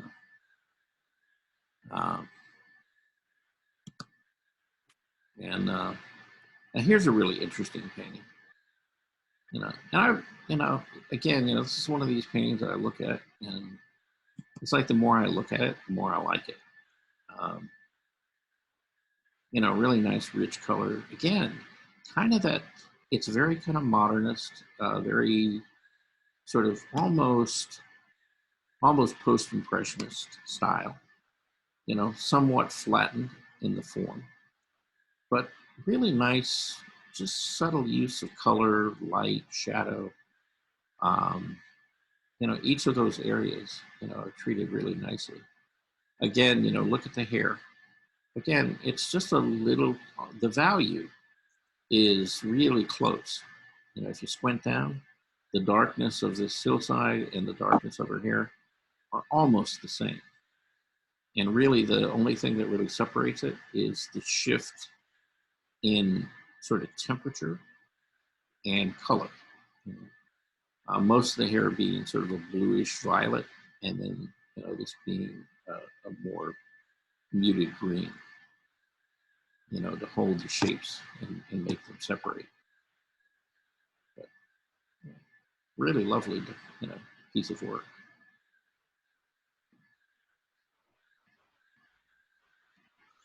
Anybody got any thoughts about this? Comments? Like it? Hate it? Okay. Nice. Yeah. Very bold. Mm-hmm. Yeah. Yeah, I in particular. The use of the primary colors, or top or skirt or blanket she's sitting. Yeah. Yeah. Red, yellow, and blue. Yeah. That's right. Yeah. And it I think really. he captures a sadness in her face. Uh-huh. Yeah. Yeah, and you look at this, and it's even like the intensity of the color, you know, certainly in the clothing, but also in the skin tones and how warm, you know, the skin tones feel. And there's nothing back here in the background that's nearly that warm. See, all the, you know, there are reds and purples and things back there, but they're all a much cooler, more muted version, you know, of that color palette. So, and it really And, you know, separates the painting nicely. And Yeah. you don't see many brush strokes at all. Very You don't smooth. see any what? Brush strokes. It's very smooth. Yeah. Okay. Well, You know, okay. only on their face you see some in the face, but otherwise you just see the changes in colors. It looks very smooth. Yeah, It looks very smooth. you do, you know, I mean, and particularly, I think more like in the background, you can sort of see the paint surface, you know, how it was treated. Well, yeah, on the face a little bit, not the other. Yeah. But overall, you know, it's really kind of on the borderline of being a very graphic painting. You know, everything sort of simplified into shapes, colors, and values. And, you know, it feels, you know, very contemporary. You know, it's not, you you know, it's not a classical painting, though it has elements of the piece that feel somewhat classical. You know, but still, you know, has that very kind of contemporary feel to it. Another nice painting. Very nice. Yeah. Now here, you know, here's one of the landscapes that I wanted to show Rebecca. Okay. Now I'm gonna reduce us, okay, so we can see the full screen there. So it would be really easy, you know, to kind of create a composition in a situation like this, where, you know, you got the horizon line, you got this, you know, rock and everything just moving straight across, you know, the composition. You know, and it's kind of subtle, but look at, you know, the sky and how the color transitions. And there's really not much moving directly all the way across. See, you know, this is a little bit lighter in here, and it transitions to something that's a little bit darker and cooler over here. See?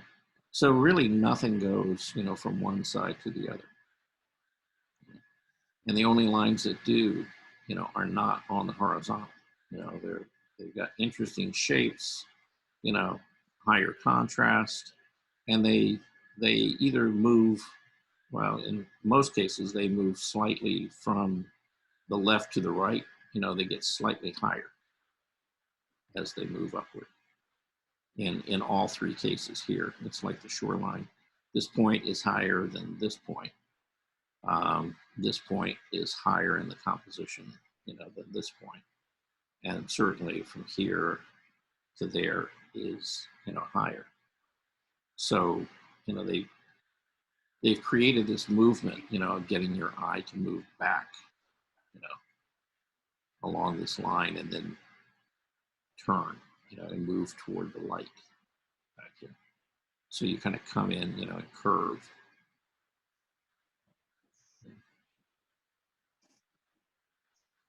Not a standard stacked composition.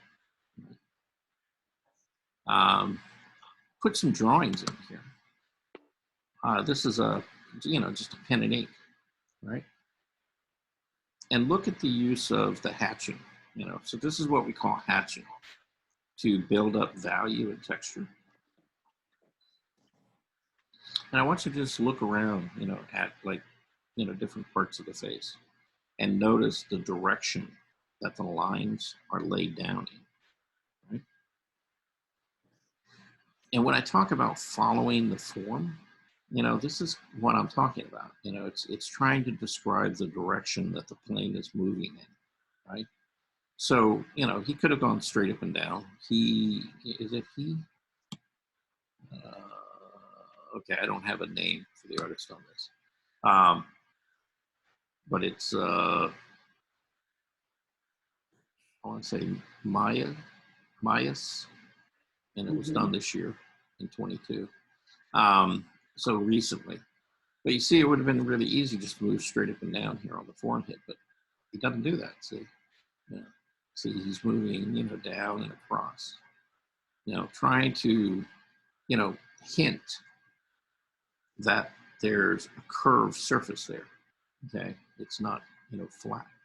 Now here on the cheekbone, you know, again, you know, he's angling this, and then he's countering it, coming, you know, in another direction. This area of the drawing right here, to me, is the weakest area because he's kind of flattened it out, you know, where, see, would have just curved it, you know, just a little bit. You know, he could have gotten that form to move around a little bit. You know, now he does it here, see, you know, by, you know, laying his pen strokes down at, you know, slightly different angles, building up value. But again, you know, getting your eye to kind of move around the form and then down the neck. So, you know, nice pen work, you know, particularly like in the ears, you know, the directions of the plane's surfaces, you know, around the eyes. You could have made that. You think he could have made that the part where the light is hitting on on the left side there, that it would be, he has less lines. But if you put more lines on there, or he should have curved those lines or something, Yeah. so that you can see more of the curve. Yeah, I don't think he needs more lines, because if he would have put more lines in, he would have darkened the value there. Yeah. And he didn't want to do that. But yeah, the way he laid the line down, you know, I would have kind of curved it slightly, you know, just rounding it rather than keeping it quite so straight. So, Yes. and, you know, just that little bit of curve in there would have given you enough to suggest, okay, it's a surface that's turning, it's not flat. Okay.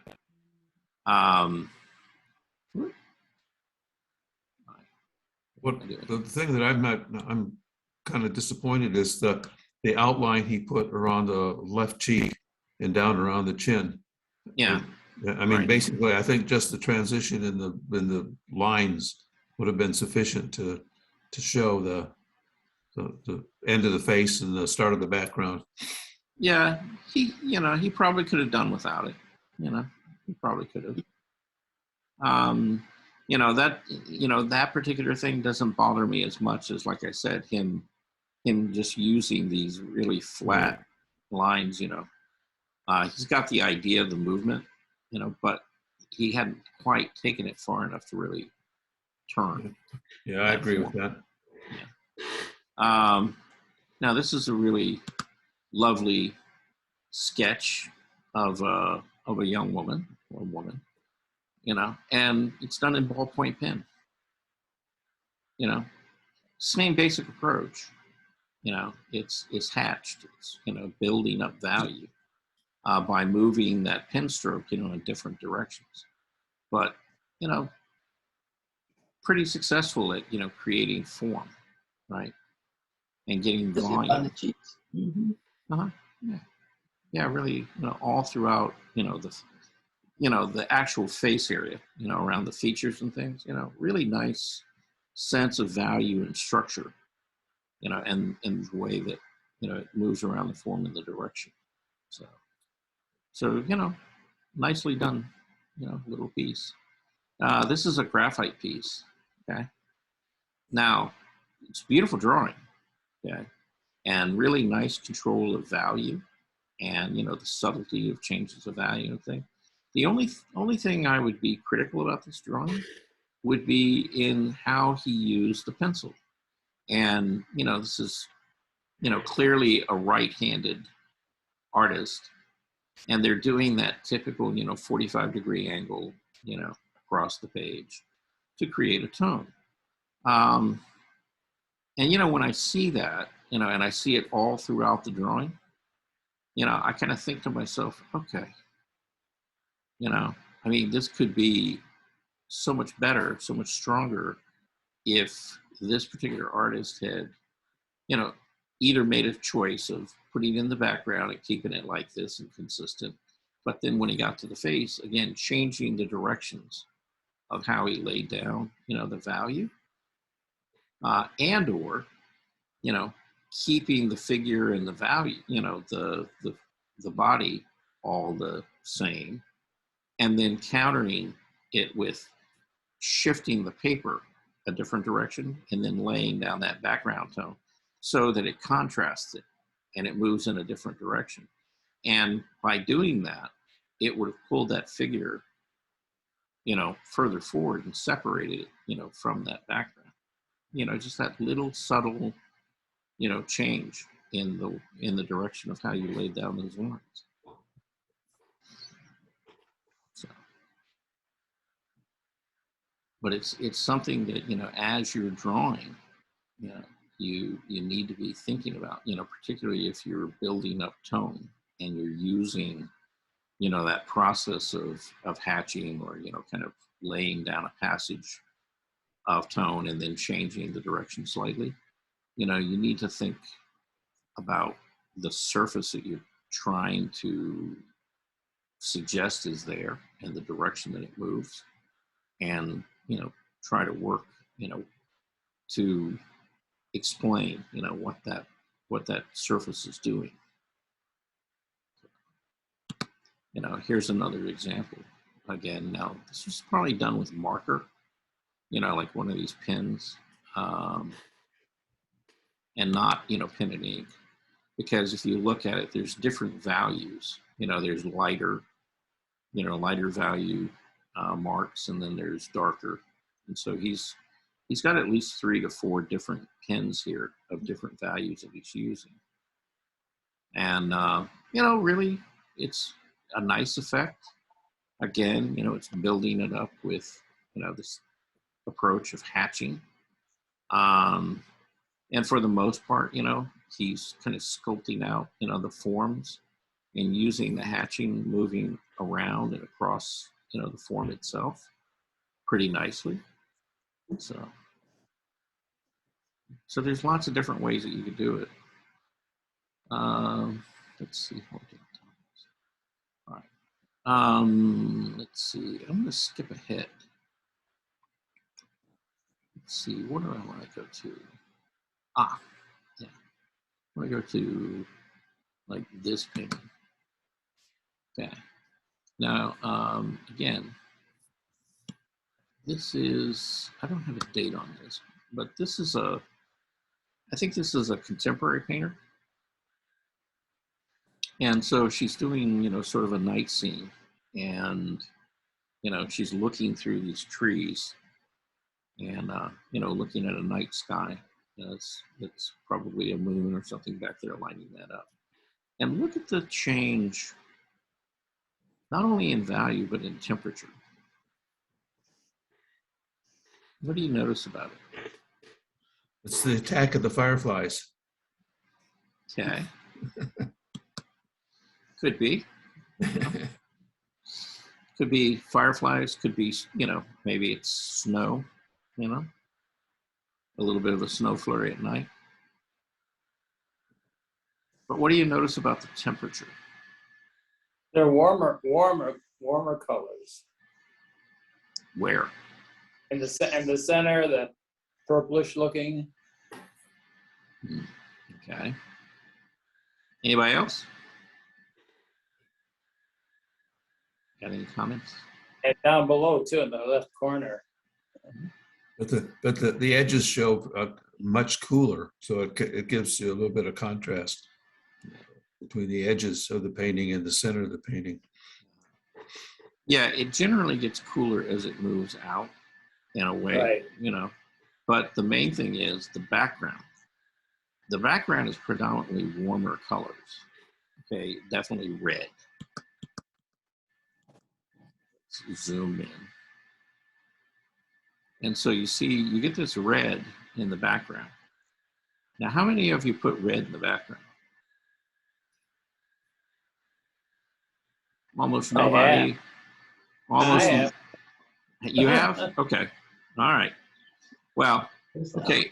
And then you play that red against these greens and blues, right?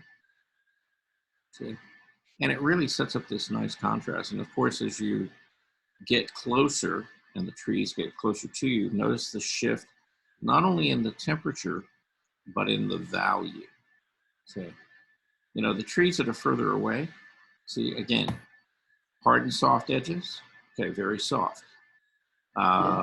Intensity, pretty muted.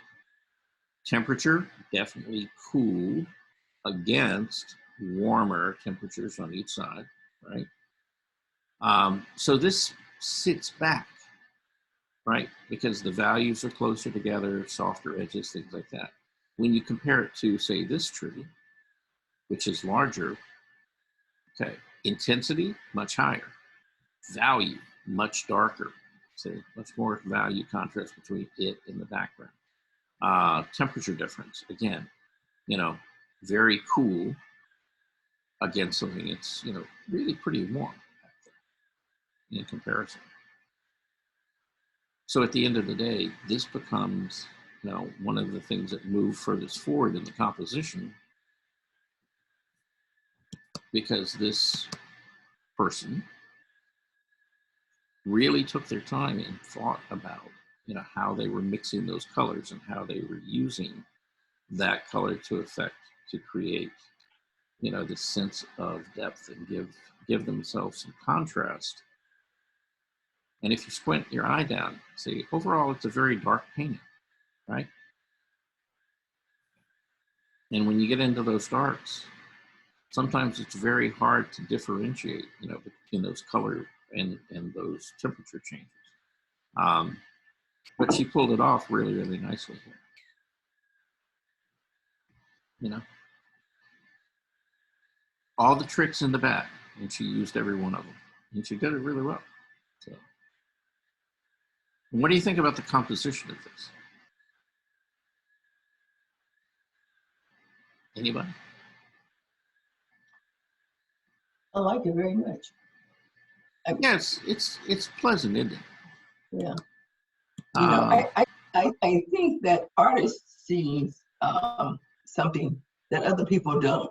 They don't just see a forest, or they just don't see the night. They see all these other elements that she's put into this painting. Mm-hmm. For some folks, it would just be an ordinary night, but she saw with the light coming, how the light was. I don't know if this is actual from an actual time that she was outside or looking outside, or was this something that just kind of came out of her head? But it looks like. Yeah, I think it's probably something that it's probably something that she experienced. She could have been taking a walk in a park at night, you know, or outside somewhere, you know, and then having some light source, you know, light up, you know, the trees in the background. So she could have got the inspiration off of something like that. But, you know, but the actual execution of the painting, you know, from whatever she saw that inspired her to actually doing the painting, it's a very, very well thought out and well planned painting. Even though it's primarily a page of verticals, the temperature and sort of makes you move around. I think more temperature does that, gives you the movement within. Yeah, there's a lot of tension throughout the painting. Yeah, there's a lot of tension, you know, always pulling your eye back and forth. Right. You know, as you move along, you know, you're always moving up and down, back and forth, you know, through the painting. And then, you know, occasionally, you know, you pick up these lights that to me, she almost could have done without. Yeah. Right. Yeah. She didn't. I mean, she kind of added another layer. So it's like you got to get through all of this stuff to see the trees. And then you got to get through all these trees to see the trees in the midground. Then you got to get past the trees in the midground so you can see all the bushes and shrubbery over here, right, in this opening. And then you have to get past them to see all of the trees, you know, that are, you know, back in, you know, shadow, but warm in temperature. So, you know, there's all these layers. Yeah. Yeah, so you'll be standing in front of her painting about 5 or 10 minutes. Oh, or longer, yeah. I'm sure that, you know, if you actually got into it and really kind of got into all these little areas, there's probably a good deal of nuance in there that you could get caught up in. You know, here's another, you know, same artist. And evidently she likes to do, you know, nocturnes, you know, or this is part of a series. Now, this doesn't look like oil. This almost looks like it's pastel. But, you know, really vivid, you know, kind of blue violets, you know, against these darks that you'd say are black, but not. Now, remember in the previous painting, she put a lot of the cooler temperatures in the background, right? And here, it's just the opposite. You see, you know, a lot of this is cooler, right? And these trees up in here, if you look at them, you begin to see a little bit of red in them and how they get warm. to the bottom. It's hard to see on the Yeah, image. yeah. Here, let me blow it up. They definitely kind of blue, very cool feel, Right. right? Then you come down here. Let me move it over a little bit. And you see, you begin to get, you know, these, even though these are very dark, they begin to feel warmer, you know, kind of dark reds. You know, you can call it dark reds, dark muted reds, browns if you want, but you know, they're definitely warmer in temperature. You know, look at the contrast between here and here. See, and this really feels much cooler between the two.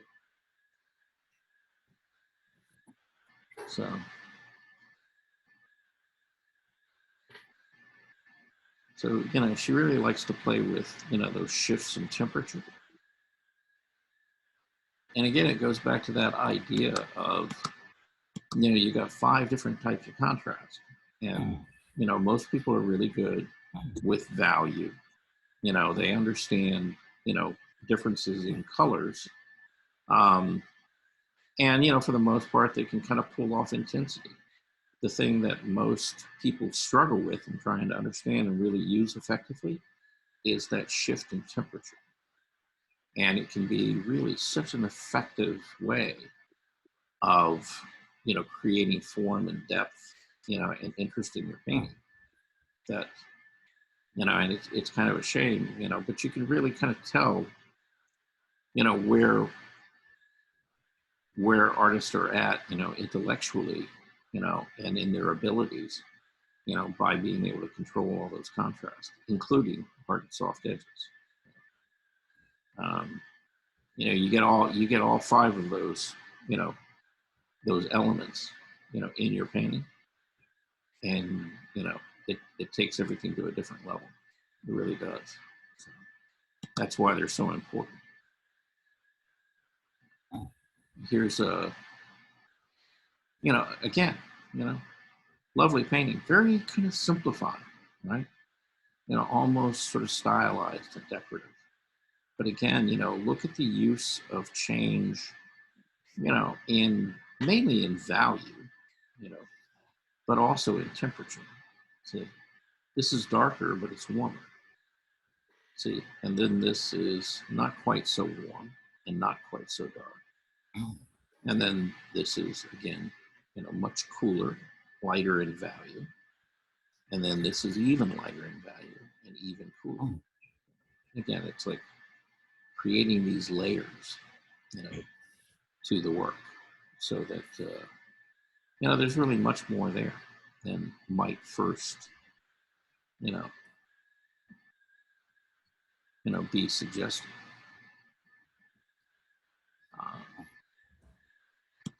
Now, this is a very young, you know, when I say very young, you know, probably now in his 30s or 40s, you know, Jeremy Mann. Well, he was born in 1979. Okay, so figure that out.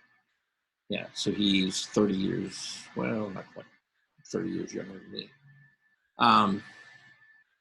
But again, you know, look at the composition and how he draws your eye in, you know, with, you know, the use of light against dark.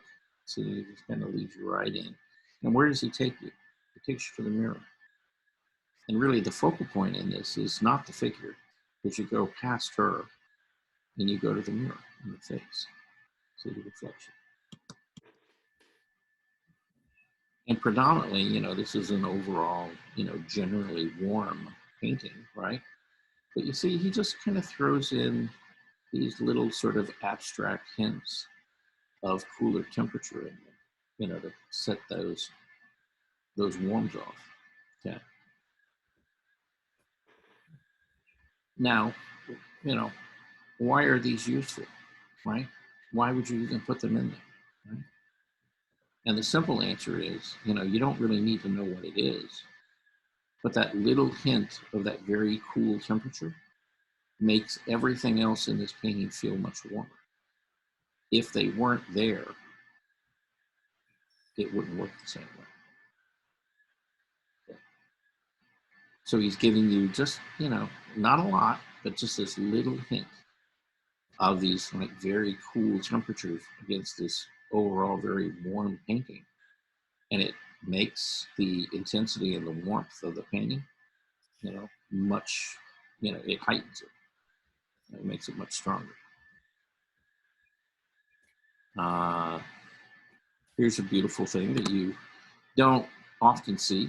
This is a study by someone, again, you've never heard of, John Singer Sargent. You know, and it's just, you know, it's just this quick little study. But again, you know, look at the change in temperature and value. See, this, you know, really cobalt blue sky. It's, you know, very brilliant. And it's really, you know, played against these shadows that are very warm in comparison. See? And even the face, you know, dark, but, you know, temperature-wise, much warmer, you know, than, you know, what's behind it. So, here's an interesting painting by Sargent. Now, Sargent, I don't know how many of you know this, but Sargent was probably one of the best artists out there using watercolor. He was actually a great watercolor artist, and could run circles around people. The only person that really compared to him was Whistler, who, well, him and Homer. And they both, you know, all three of them did, you know, really, really lovely watercolor work. But Sargent is really outstanding, exceptional with all of his watercolors. And this would have been later in his career, well after he stopped painting portraits. And this was kind of like a field hospital. And so you've got, you know, wounded men. And I think that would have been World War I, you know, when he painted this. And so he was probably in England, you know, when he painted that painting.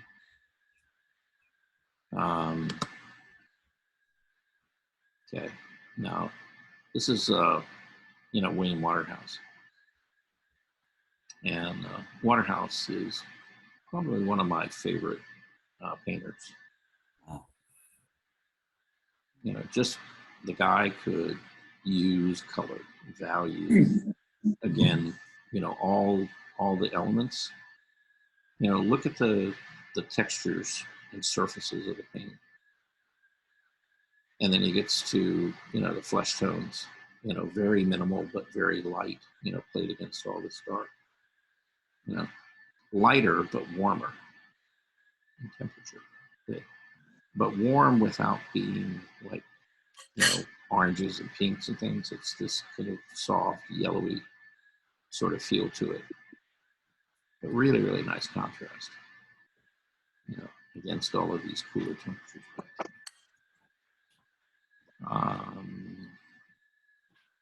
Let's see, anything else we need to cover before we go away? You know, we're kind of out of time. Wanted to get to the bottom because there's some watercolors, yeah, down here. Here's another watercolor.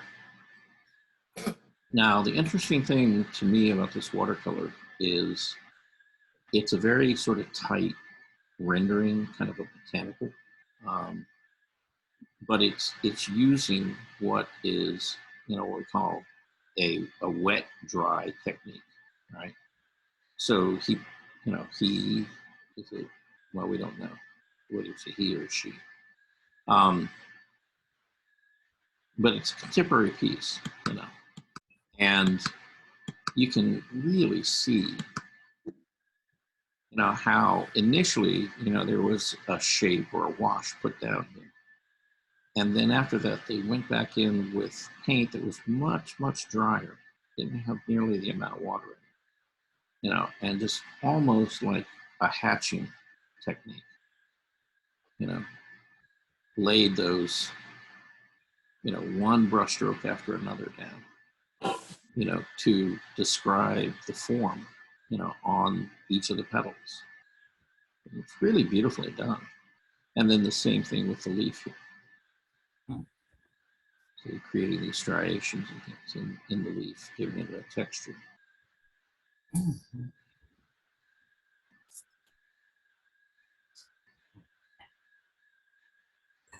So to do this and to actually do it effectively, you know, you have to, you know, probably put down, you could put down like a really light pencil sketch. Now, if you want to know where to use a like 2H, 3H, 4H pencil, this is where you would use it, you know, because the line that you would make would be, you know, pretty faint. And, you know, fairly, as long as you didn't bear down real hard with it, it would be fairly easy to erase afterward. And so he probably sketched out, you know, the general position, you know, of and the shapes of his petals, and then began to lay in his washes. And then after he let that thoroughly dry, then he came back in and he used, you know, what we call a dry brush technique, where he would, you know, put a little bit of water into the paint and, you know, just get the cake of watercolor, you know, damp. And then he'd take a dry brush and he would just sort of stipple it into the color and lift the color. And then he'd start, you know, making his strokes. Again, you know, moving in the direction, you know, following the form, you know, of the petal. And that left these sort of darker, you know, streaks, and he'd just build them up, you know, very slowly till he or she, you know, got the effect that they wanted. So that's a, you know, that's a dry over wet. Okay. Now this is a wet into wet. Yeah. Okay. You know, very kind of soft washes. And then, you know, the last passage, you know, paint looks a little bit drier, you know, and heavier. But you see, you know, not really a lot of detail. There's just a suggestion, you know, just this hint, you know, that, you know, it's a tree, you know, it's a rock, you know, but really nice play of value and contrast and intensity. See, you know, some of the most intense color is really right back here in the background, right? But he plays, you know, against that light, you know, with all of these, you know, very kind of soft, muted greens, you know, and then he pulls your eye forward, you know, and again, see, he brings that intensity of the color down here into the foreground and into the light. But he really plays, you know, against this, you know, very light, against this, you know, not real dark, but kind of mid-tone to middle dark, you know, shadow, you know, cast shadows, which are kind of a little bit purple, you know, against the light, which is warmer. See? So again, warm, cool.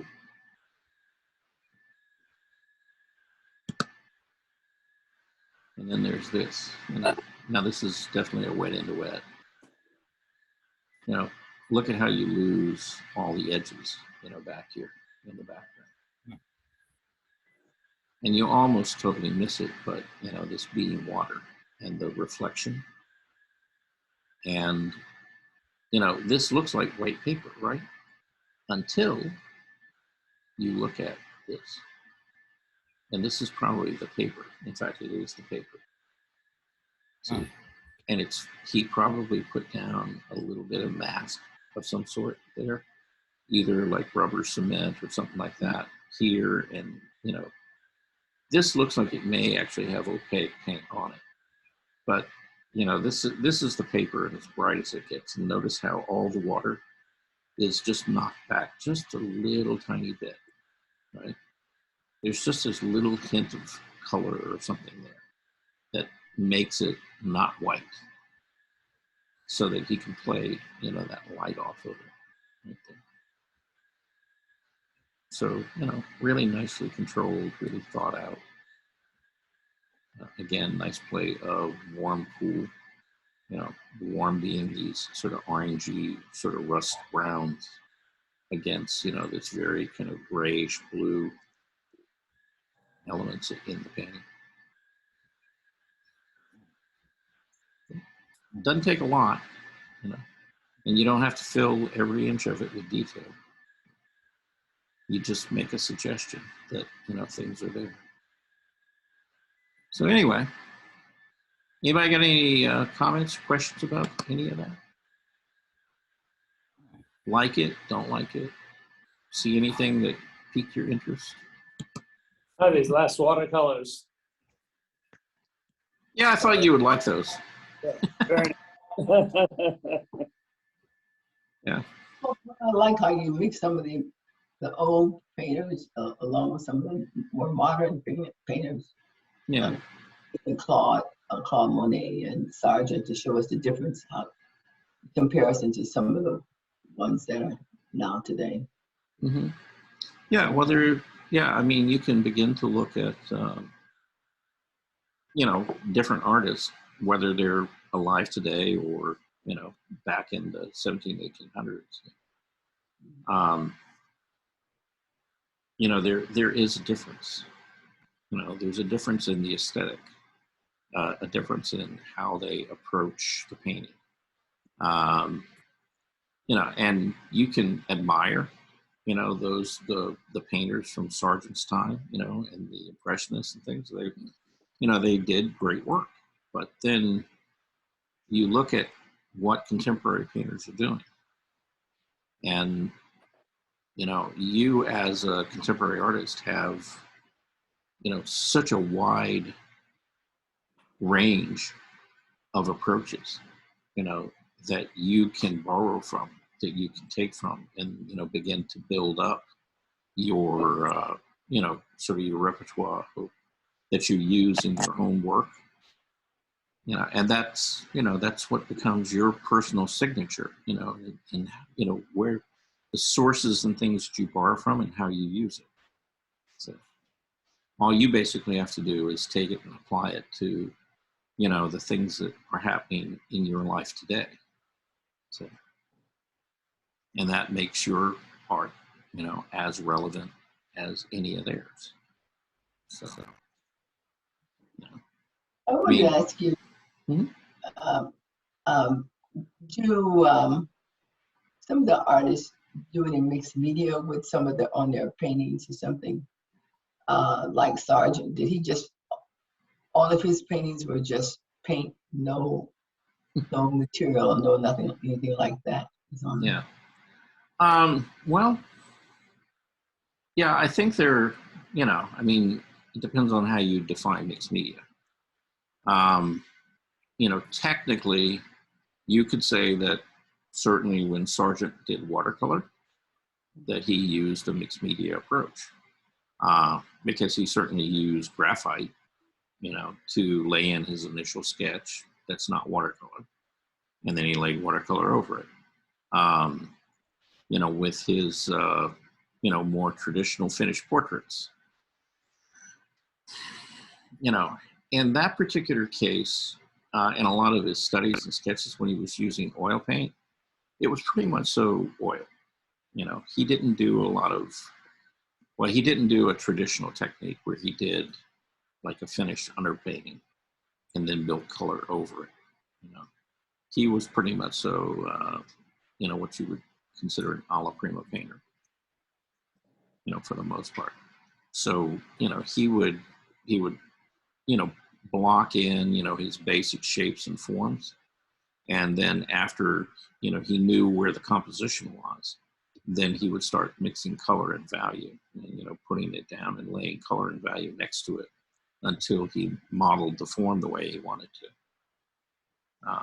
You know, and that's a very different approach from, you know, say Bouguereau, you know, or one of the academic painters who would do a complete underpainting, you know, in full grayscale, and then start layering layers of transparent or translucent color over it. You know? So again, you know, two very different thought processes. Okay. All right. All right. Well, guess what? It's lunchtime. Armando, I'm sure, has already beat it out the door and headed to Benson to get his lunch. And I would suggest that, you know. Listen, let's Let's what? Hello? Okay. Good, John. I don't know. I don't know who that. Oh, I don't know what that was. Yeah, I don't know. You know, it was a male voice. You know, it was somebody somewhere. At any rate, Wasn't me. was that you, John? Nope, not me. Oh, okay. Anyway, All right. yeah, I'm trying to say goodbye. Goodbye. We will see you Bye. tomorrow. Bye. Now, just remind you, tomorrow I will be at Benson, and we will have class at 2 o'clock. I will be in the studio, and that's where I'll be holding the class from. Okay. But I'm going by there tomorrow to sort of check things out, do registration, and check the supplies and things out for both the drawing class and for the clay class. Make sure that we have what we need to have. So that's what I'm doing for fun tomorrow. Well, hopefully some of us will be able to get together for lunch at the center, even if we're not taking on class courses. Oh yeah, Or- yeah. No, it's open to. I mean, Right, anybody. yeah, so that would be, yeah. Yeah, So that anybody- would be, plan Yeah. ahead. Yeah, yeah. Anybody can go to lunch there. So if you guys want to get together and plan to, you know, now the thing is, you have to do it in groups of 4 because you can't sit more than 4 at a table. Right. Have a nice Valentine's Day. Yeah, happy Yeah. Valentine's to all of you. Happy Valentine's Day. Happy Valentine's Day. All All right. my sweethearts, all you Yeah. guys. And we'll see you, you know, hopefully tomorrow, maybe later this week. Okay. All right, Bye-bye. bye.